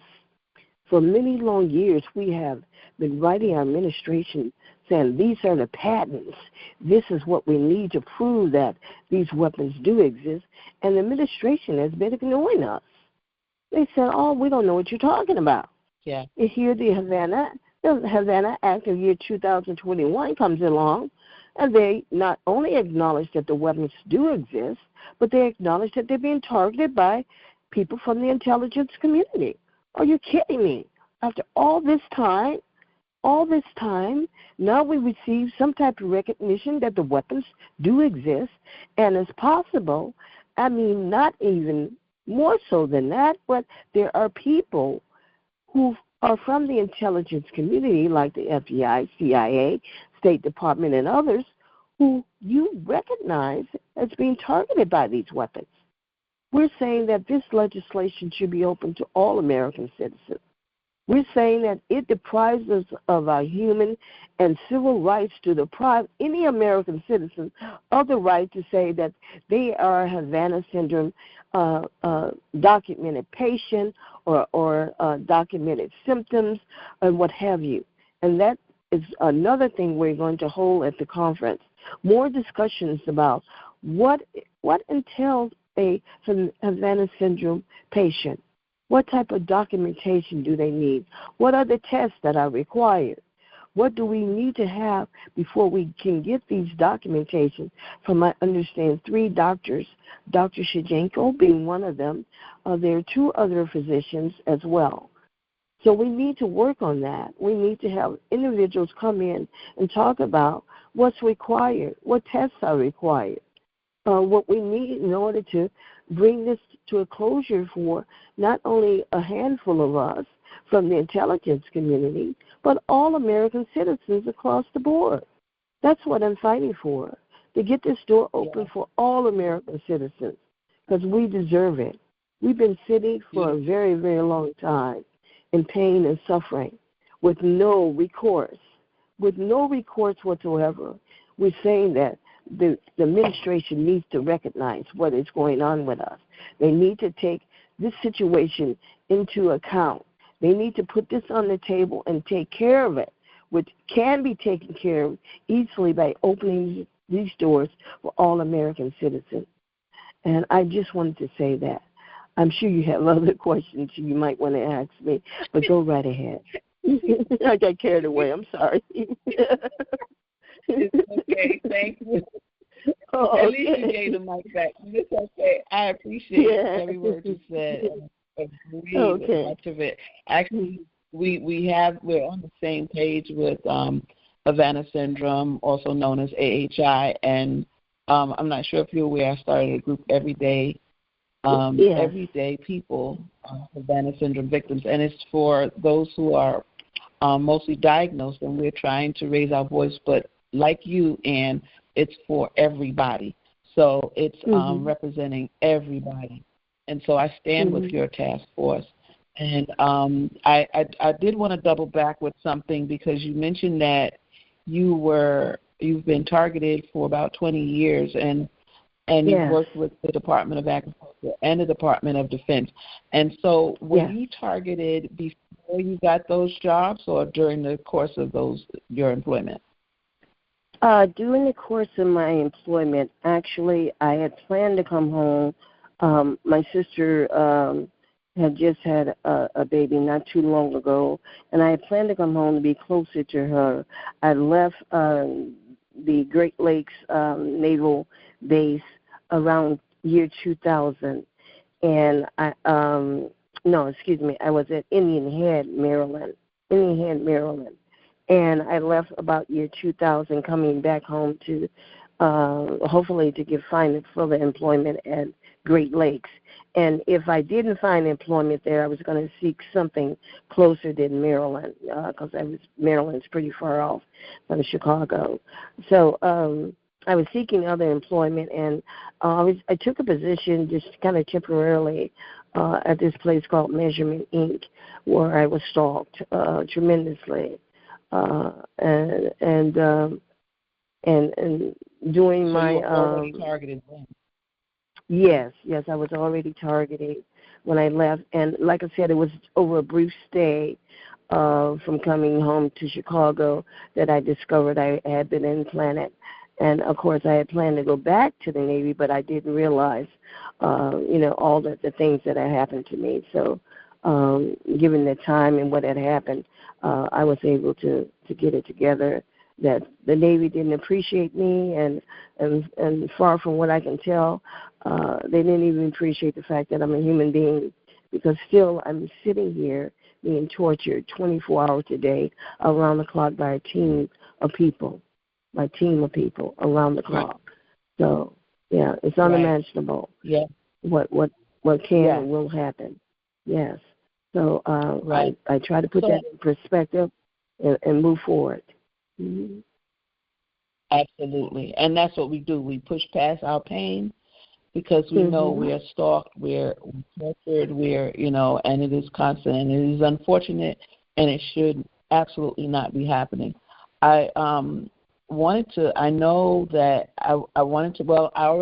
one question I wanted to ask, but I won't ask it because you really answered it.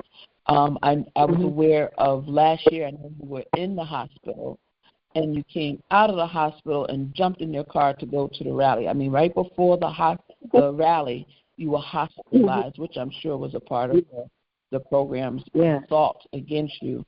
And you came out, and I just want to commend you, as opposed to posing a question, on your resilience, your commitment, and your resolve, because what strength does that take to get out and say, I want the show must go on kind of thing, that you still wanted to hold the rally. And so people were there, and it ended up being virtual, and I know the difficulties you went through, but I commend you on moving forward nevertheless. So my hat's off to you. And you mentioned about the one coming up. Yes, God bless you. So you mentioned the ones that coming up, and I just want to share an article and get your thoughts on it, and then I have two, and then we'll have some final words, and then we're going to open up the Q&A or any comments. We'll talk a little bit about your rally and the activities that are going to take place in D.C., because I have some activities as well. So we'll share about all of that, and that we want, there's no competition, there's what's this word? Completion, or we want to support one another. And there's a word I'm thinking of in I can't get it, but okay. So let's let me get to this article, and then we'll both see what we think about this. So there were two things in the news recently about Havana Syndrome. And, I'm following closely because you mentioned, and I stand with you in the fact that you've been trying all these years to get attention drawn to this fact, and they wouldn't acknowledge it. And now all of a sudden, and probably not because they wanted to, but the diplomats created got enough attention that they had to acknowledge Havana Syndrome. And they're still grappling with the cause. They played around with, it's from, they did admit, like you said, from direct energy weapons, but they still won't say that it's friendly fire, that it's weapons from our own government. They said it's not an adversary, but they will not take a responsibility for it. So that is what's, up. That's what's on the table. However, they have acknowledged the diplomats. They still give them a hard time with covering their insurance, with demotions, with, when they say, yes, I have these symptoms and so forth, and this is what I'm going through at work, and okay, I didn't come in yesterday, or I'm not performing, I'm not, something's going on, because they're probably still being assaulted. So we need to, that is still being addressed, but we want to make sure our voices known, voices heard, that everyday people are Havana Syndrome victims as well. So I want to talk with you about something that we're planning, and so we can do this jointly. All right, so this article, it is the Senate Intelligence Panel criticizes CIA response to Havana Syndrome, and this is December 27, 24, by Jonathan Landay. All right, it says U.S. vacations in Cuba still come with hangovers from Trump's sanctions. A vintage car used for touristic city tours passes by the U.S. Embassy in Havana, Cuba, November 10th, 2021. Okay, so this is, that is like an introduction. I don't need to read that. I'm sorry.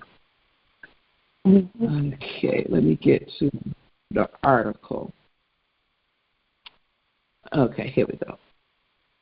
A bipartisan Senate Intelligence Committee report released on Friday criticized the CIA's response to so-called Havana Syndrome health problems among its workforce, saying many individuals did not receive adequate care. The report casts no new light on the causes of the headaches, nausea, memory lapses, dizziness, and other ailments that were first reported by U.S. Embassy officials in the Cuban capital, Havana, in 2016. A globe-spanning U.S. intelligence investigation concluded in March 2023 that it was very unlikely a foreign adversary was responsible for the ailments that afflicted some 1,500 U.S. diplomats, spies, other personnel, and their families. Okay, they still leave out the average person. It found the symptoms reports of which peaked in 2021 and have since dramatically tapered off, likely resulted from pre-existing conditions, conventional illnesses, and environmental and social factors. Commenting on the Senate findings, a CIA spokesperson said the agency had to respond to the vexing health problems as it grappled with the pandemic and worked with other agencies to determine if a foreign power was attacking U.S. personnel and their families.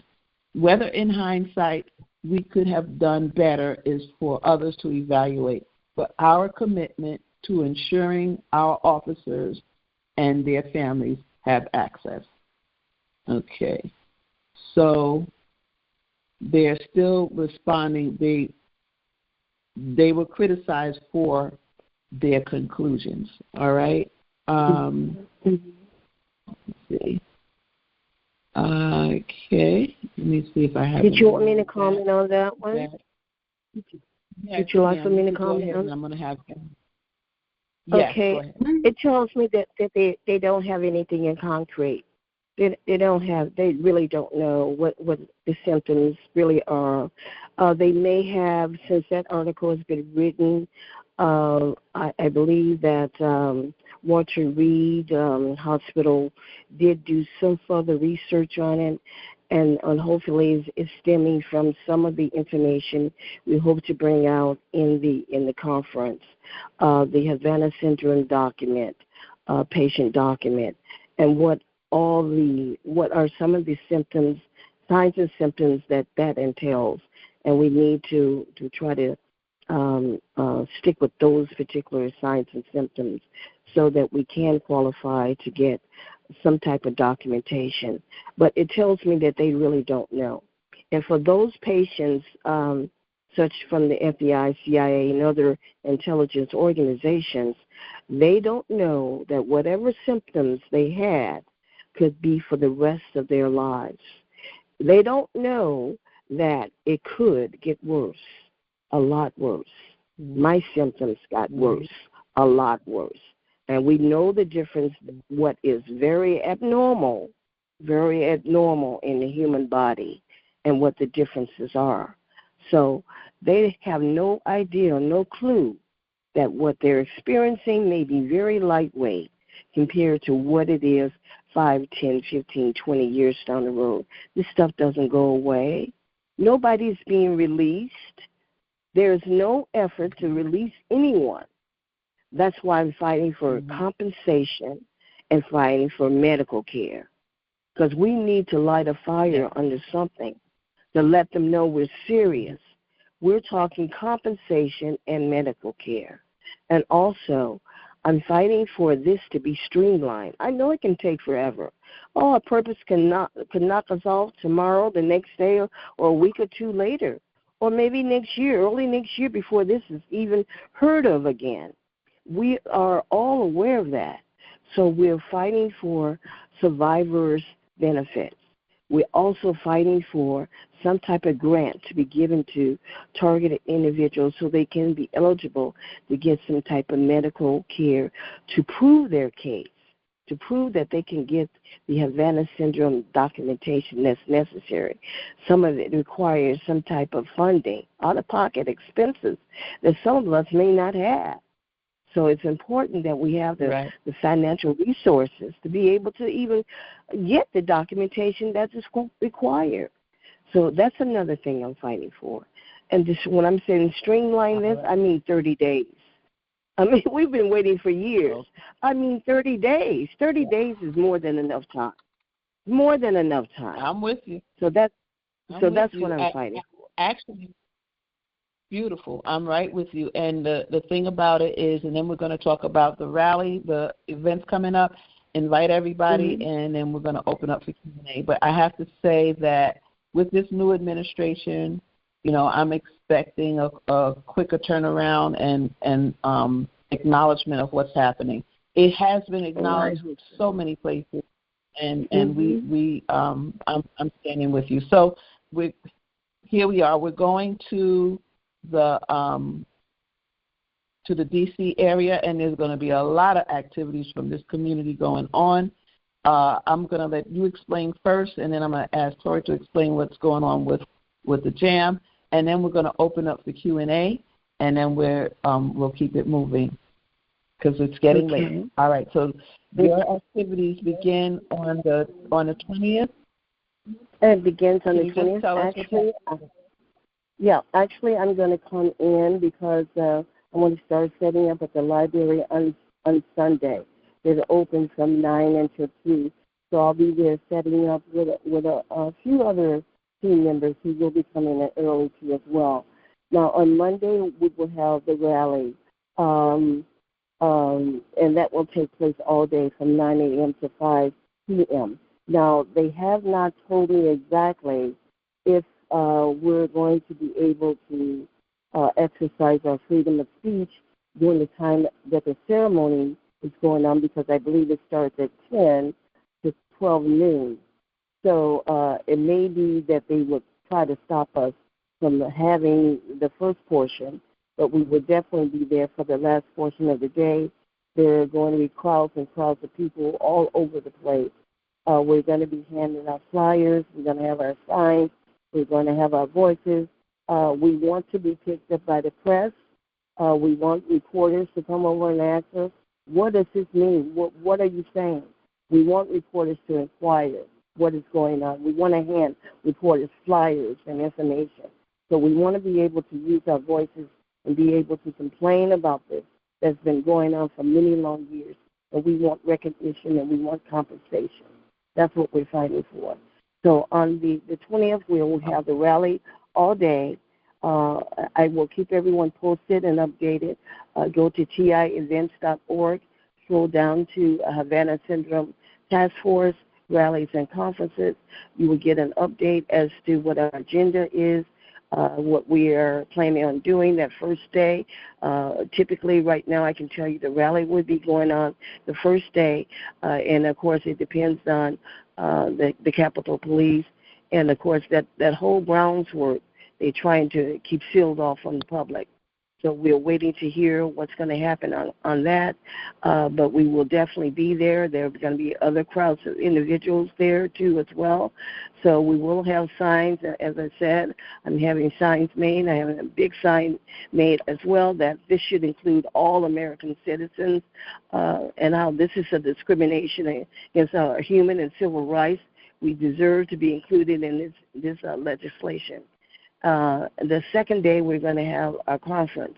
We have a block of time that's going to be reserved, well, has been reserved at the local library there. We have had a conference there once before. It's a huge, nice room, so we will have be streaming, and we will be streaming into social social platforms such as Facebook, Instagram, Twitter, and so forth. Those three I know from the beginning, just off the top, because I need to purchase some phones to go along with that. But I do have accounts there at Facebook and so forth. So we will be streaming in on my account those particular, on those 2 days, the days of the rally as well as the day of the conference. Of course, GoGi will be there. She will be supplying us with words of hope and not depression, or signs and feelings of, hey, there's light at the end of the tunnel, and please don't ever consider giving up.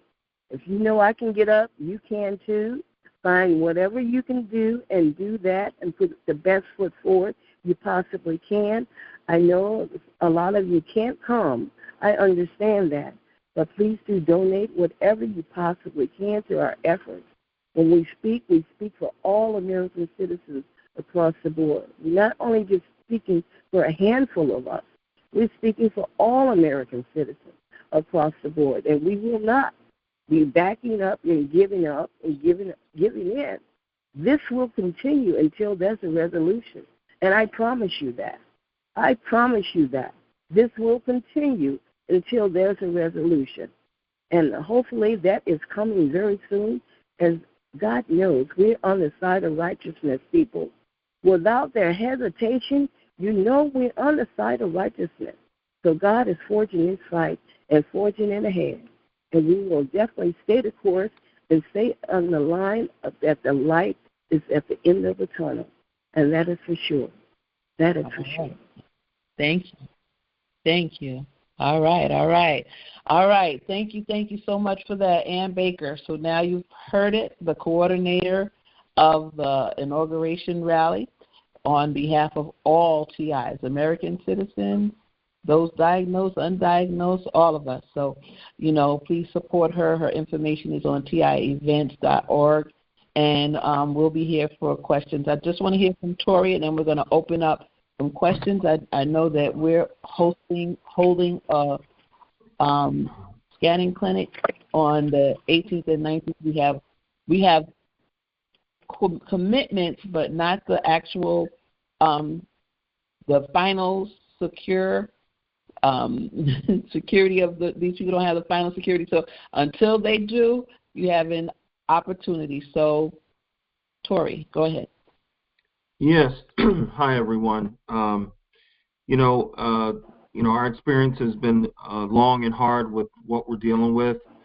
Gang stalking, electronic harassment. But the gig is up now. The information is coming out. We're TIs. We're on fire now. The information. No one should feel like they don't know what's up, because we've been in an experiment for this entire time. That's really what has been going on. And the things they put us through, the job sabotage, the neighborhoods, the harassment. We have TIs that have passed, such as Myron May. The community is more energized. Thanks for GoGi for all her work and tranquility, for what she does for us all, connecting us. I really want to encourage you to get a scan done. And the reason being is some of us have really been through it. And, America is no stranger to human experimentation, such as the Tuskegee experiment. But we're thankful for Jesse and John Kingston for their services. But we're in the age of information where we're learning things quicker. I heard Jesse talk about making the process more efficient for us. But to get that foundational evidence, you do need to get the scan. Now, the scan is the 18th and 19th of January. The cost to secure your spot is $80, which goes to Jesse's his expenses, so his flight and hotel. And the scan clinic is $500. So you're looking at a total of $580, which will give you that evidence you need. And then, of course, he is a resource, and we're going to learn each step we need to do, to quote from his words, to be successful. Again, they've done a harm to us against our will. It is a personal injury and civil rights violations and other things, too. And, research and development takes a lot of money. So guess what? That means they had a big budget to do this to all of us. And it's time for us to come for our check. So I hope you will take advantage of getting scanned either on the 18th or 19th. And I'm aware that I believe G.I. Jane is starting the book for scans in February. So you can reach out to her or reach out to Gaji if you don't have G.I. Jane's info, or myself. But again, I'm assisting Gaji. I am so happy to do this godly work, and I encourage you to advocate for yourself. And this way, now you can speak confidently, no more guessing or assuming anymore. All right? So I hope you'll join us on the 18th and 19th of January. Thank you very much, and God bless you all. Thank you, Tori. Thank you so much for your support, and thank you for your announcement. Thank you, Ann Baker. Thank you for being here. Thank you for your commitment to the community and what you're doing. And I know we'll see you in D.C. I know I'll be speaking on the 21st, but I will also see you with our group. Will meet with your group on the 20th as well. So looking forward to it. All right, T.I., so there are some questions in queue. Everybody stand ready for the questions, and we're going to take the first one now.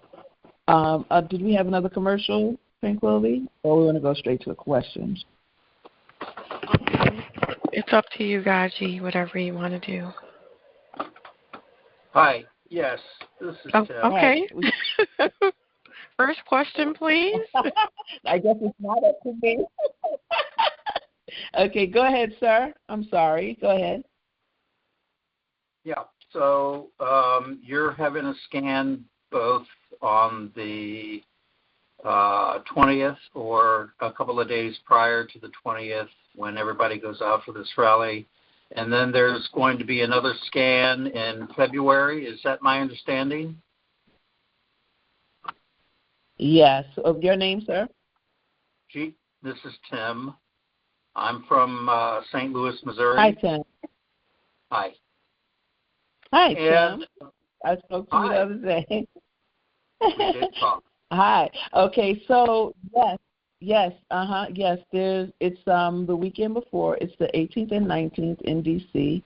There's one in February 1st in Texas near Houston, and I know of other people planning scans from Tampa, North Carolina, and other parts of Texas as well. So there are several going on right now.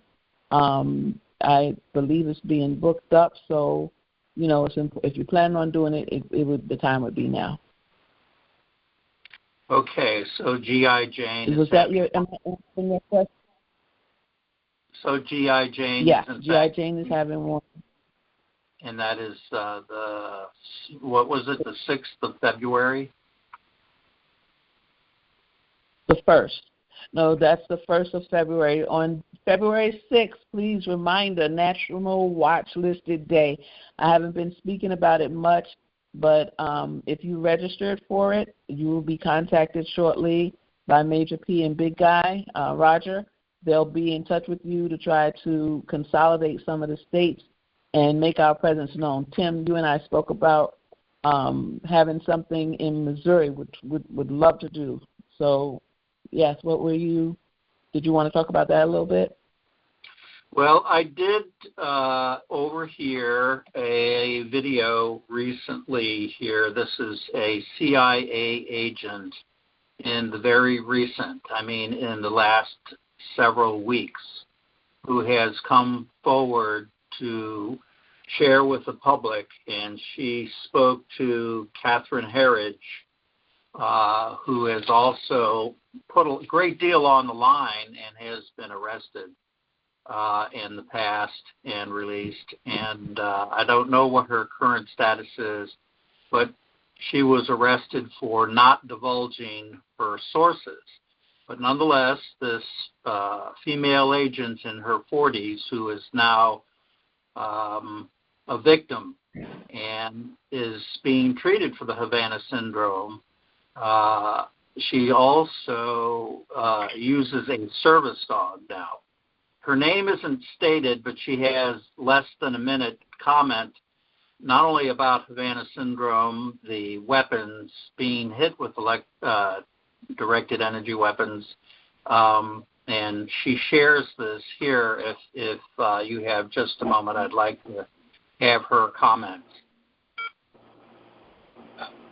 Multiple weapons that can be fit in backpacks, one that can be fit in the trunks of cars, one that can be planted at a position with line of sight to people from across the street. You were attacked. Yes. You were attacked by an energy weapon.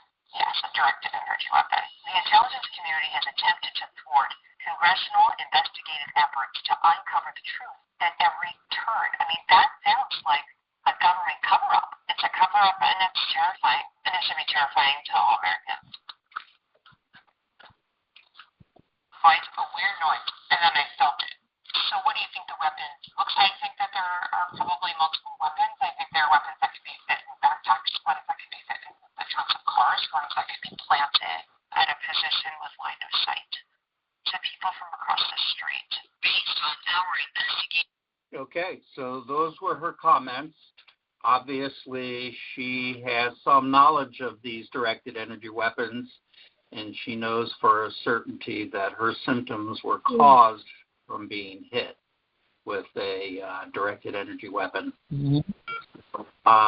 She discusses the types of weapons and the fact that there are handheld weapons, and these devices can either be put in the back of a car, in the trunk, or in a backpack. There are larger ones that are transported in these box trucks, and that Dr. Matthew Arnott shared that the fact that he had been hit with one that was rather large, and it left an etching on the glass of his residence.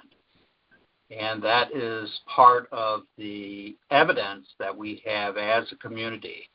And Dr. Len Baird is also aware of this piece of evidence.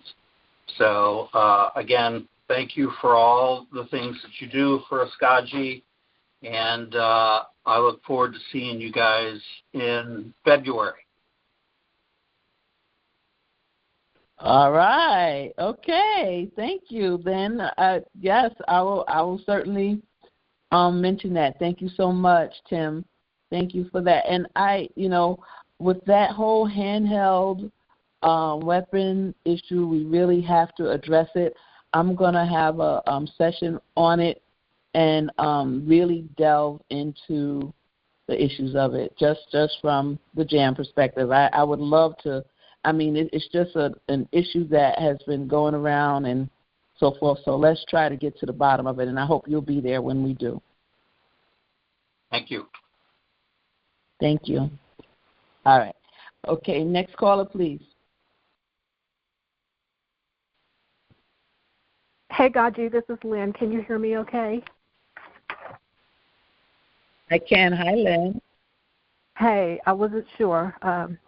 Having some phone problems here, but really quickly, Tori and Ann both mentioned us being compensated, and I'm just kind of thinking outside of the box here. I was really excited when you played that video about the researchers or the engineers that are conducting the research for detecting and preventing brain injury.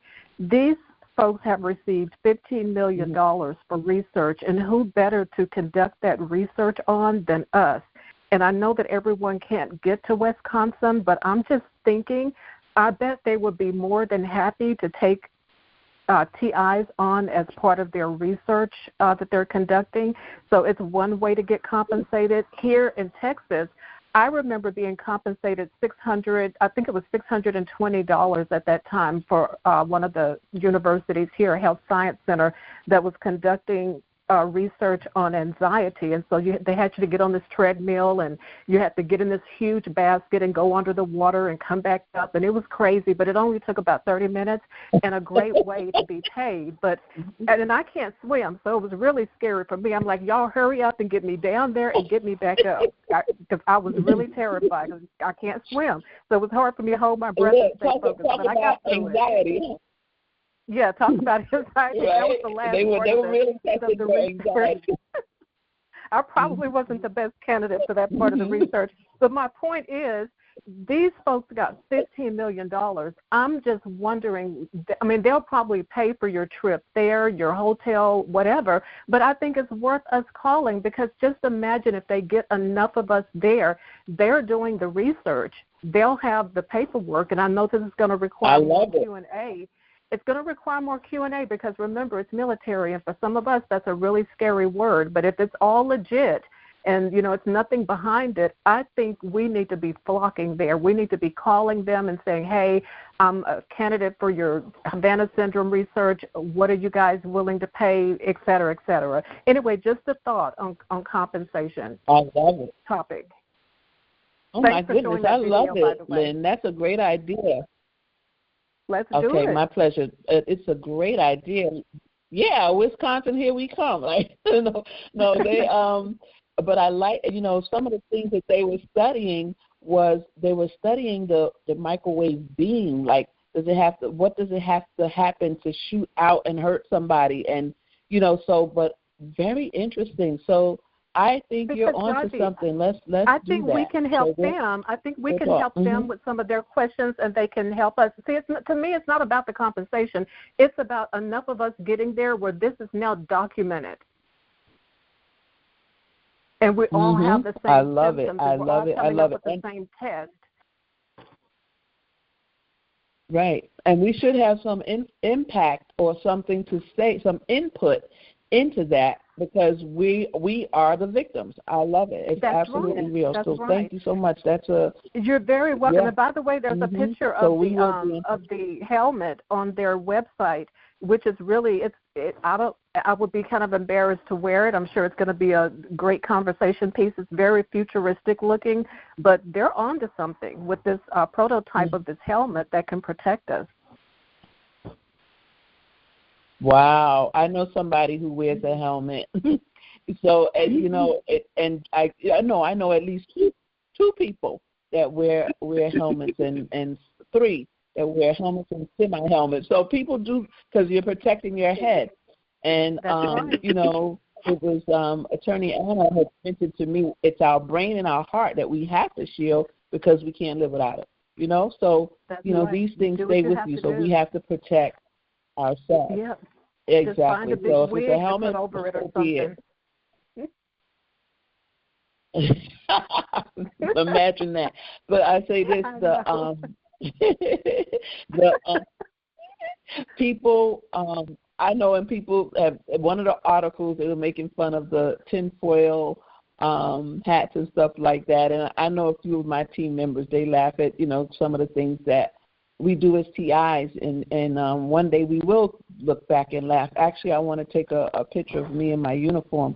And, you know, we have people that dress up like Jacques Cousteau. And, you know, there's so many things that we use to protect ourselves. And right now, it's survival. But later, we look back and we can chuckle. But right now, we do it because we have to. We're in war. We did not choose to be in this war. But if we're gonna be in war, let's go. That's how it goes. That's right. All right. So thank you for that. And so I'm gonna follow up. Oh no more. You're very welcome. Not You're about looking for. And when you go outside in the cold. I'm sorry, Gaji. Go ahead. No, go ahead. Mm-hmm. Oh, I was just going to say, y'all be careful with wearing that foil, because as someone explained it to me, when you think about our old school days where you had the rabbit ears, and when it didn't get a good reception on the TV, you put foil on it. And he explained that foil is what brings in the signal. So we don't realize with that foil, we're bringing those signals into us easier. So just wanted to put that out there. Yeah. I always think, right. I think for the head is water is better, or they say the metal and other things, but not so much the foil. But they do have a lot of there's a clothing line about the tinfoil. Mia has a clothing line with tinfoil. It's really beautiful clothing and very expensive. I don't know if it's helpful or not. But okay. All right. So thank you. You're welcome. And next caller, please.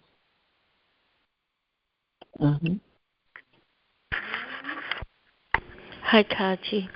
I want to address what a lady said. Hi. I want to address what she said.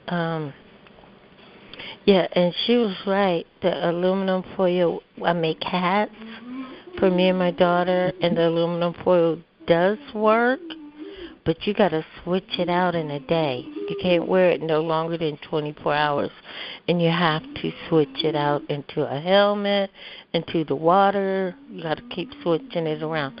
But what I wanted to address was, just hitting my heart so bad. I'm doing a lot of research. I'm going to be doing a lot, probably the majority of the day tomorrow, really concerned on what, we look at what is causing and where do we need to shield the most. So we're looking at a lot. I'm looking at our spine, and I'm noticing that the motor skills, the sensory goes up through our spine. A lot of TIs say they're being hit in their spine a lot. Okay, that goes up all the way to the back of our neck to our brain. And it comes down, it can operate your arms, your legs, your neck, your everything, So when she is pushing a part of her body and she is feeling something, I really wish I could ask her, is she shielding her spine? You really need to shield your spine. I'm hearing a lot of TIs talk about how they're hitting their spine or blowing up their spine. There is a reason behind that. And there's so much more I could say, but I just want to address that and tell her to shield her spine. If she has to get a leather vest or make some aluminum or some heat resistant to cover her back, she's got to shield her spine. And that's kind of what I wanted to tell her. Okay. That is your response to Shirley. Shirley, that was your answer. Shirley, if you remember, asked about hearing sound. I have another answer for you. And as the next person get ready in queue, let me try to find this other response I received from a team member. I'm going to mute. Thank you so much. Yes, I love you so much. Thank you for everything you do. Love you, Tranquility. Thank you. Oh. Let's, love you, Constance. Constance has a call on Saturday evenings, Constance, helping people that, I think she's muted now, with disability and their parents, the caregivers and parents of those who are disabled or challenged in some kind of way. So please look on TI events and join her. Just a wonderful, sweetest call. All right, so now this is a response to Shirley. It says, that's plasma being pumped into her. They are using any part of the body to pump it in. For me, it feels like a straw placed against my skin and the air flow follows. She needs to do stretching exercises. So now you have two forms of advice, Shirley, and that is one, to protect your spine. The other is to do stretching exercises so that it does not build up to the point that her body makes those sounds. I use a mat with vibrations to reduce the power of the attachment. I use bottles of water in the area that it is coming from. I know when I'm successful because they move to another area. I elevate my body with the bottle of water. I am not 100% in stopping this, but there is another part. Please contact GoGi, and she will put you in touch with me. All right, you can contact me, and she'll tell you the other part. Katie from CNN suffers from this also. And if you hear her in a call, request a one-on-one with her, and good luck. All right, so Katie has information about it as well. All right. So Shirley, I hope you feel helped. You certainly are appreciated, and we stand with you in trying to get past this. All right, next caller, please.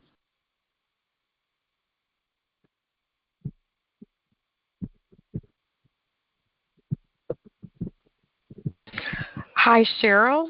You're up next. Hello, can you hear me? Yes. Hi, I just wanted to ask about the, was it in Wisconsin about a study? I remember someone just said it like 2 callers ago. I didn't get all the information, so I just wanted to hear it again. Who is this? This is Cheryl from Texas. Hi, Cheryl. From where? Hi. Texas. Hi. Hi, Cheryl from Texas. Okay, so yes, we have we just heard about the study, and we're gonna keep reviewing it, but it's in Wisconsin, and if I recall correctly, the guy's name is Christopher Frank, and I'm certainly going to put it up on my website, GoGi'sJam.com. The website is under construction right now. I just have things about, believe it or not, my book and stuff like that, but I really am working on a page with this information. So I will, look for it within a week I'll have it up. I want details about it. This is a very good study. So Lynn and I are going to reach out, and then we'll put some details up. Okay, thank you so much. I appreciate all that you're doing. This is my first night here on the call, but I definitely love what I'm hearing and would definitely like to get involved. I wish I would have heard about the inauguration meetup before now, but who knows, maybe we can make something happen. Maybe you can. Please reach out to me, the Justice Action Meeting at proton.me, the Justice Action Meeting at proton.me, Cheryl. Thank you. Thank you. Mm-hmm. You're in Texas, huh? Are you near Houston? Oh, she's muted. I'm so sorry. Okay, so I'll reach out to her. I'll share to her. There's an Onion Creek meeting. Sir? Hey, Gaji. Hey, this is Simon, North Carolina. Hi, Simon. How you doing? Hey. As you would say, it's well to be expected under the circumstances, right? Exactly. Yeah, this is not your first time at the rodeo, Simon. No. I said this is not your first time at the rodeo. All right, go ahead. It's not my first time. You are correct. Yeah, I just wanted to say thanks for Gaji's J.A.M. and for the information you provide, and the information from Ann and the other information that we heard from those recorded messages was really powerful. I didn't have a question this time. Just wanted to encourage you and thank you for the work that you're doing for us. Oh, thank you. I appreciate you, Simon. All right. Thank you so much. Take care and stay in touch. Okay. Will do. Bye. All right. Bye. Next caller.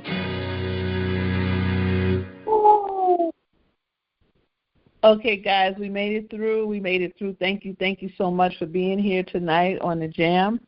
And it's late again, so my apologies for the lateness of the hours, but we had abbreviated sessions the last 2. We've been short since Christmas. This has been our longest Jam this year. It's only January 7th, right? But thank you so much for being here. Please, stay in touch and check us out on GoGi'sJam.com and also TI Events for any upcoming news. Your homework is to start preparing your letter that you're going to write to the Congress people about what's going on so that we can activate at the same time. That should be January 21st. Okay, and also February 6th, we're going to begin really looking at that hard and formalizing it. If you're going to register, please go to GoGi'sJam.com or TI Events and.org and fill out a form so that you can be there. We want everyone to go to their capital and make your voices heard. Just whether we march a letter into one person or we gather and stand outside, depending on how many people. If it's a small group, you could just take a letter. For example, in Missouri, it's Josh Hawley, I believe. Take a letter to his office, somebody that we know, hopefully is somebody that's TI friendly or they're new in the office. Take them an apple pie. Yeah, they probably won't eat it. But unless it's store-bought, maybe store-bought sealed. I mean, I wouldn't. So, we have to be careful with that. But, we're going to do something. So as soon as we're moving towards this scanning thing, it's taken up a lot of time, but I really want to focus on our next move. So we want to focus on our next J.A.M move. Thanks for being here. We're going to open up to say good night and love you guys. GoGi, can you make an exception and accept one more question? Okay. All right. Will do. Next caller. Hello? We can hear you. Hey, GoGi, this is Lynn. I'm so sorry about that. I just wanted to ask if you could just remind all. Uh-oh. What happened? She just fell off. I'm not sure what happened. Okay, she's back. Hold on. Okay. Okay. Can you hear me? Yes, Hello? we can hear you. Yes. Uh-huh. Okay, I don't know what was happening just then. GoGi, I'm so sorry to come back on, but I wanted to ask if you could remind the new callers or the new TIs of the state contact list that they do have people in their area they can reach out to, especially for if they wanted to join small groups in their local area. I'm one of the state contacts for Texas, and there are others state to state. All right. Thank you They so can much. find it on And we're going to put that list. Yes. Thank you so much. And you're one of the state contacts for Texas. I am All for the right. Dallas Thank you, Lynn. area. Thank you. Okay. Thank you so much. All right, guys. All right. Thank you for coming back. Thank you. Is that it, Tranquility? All clear. All right. We're going to open up to say goodnight, guys.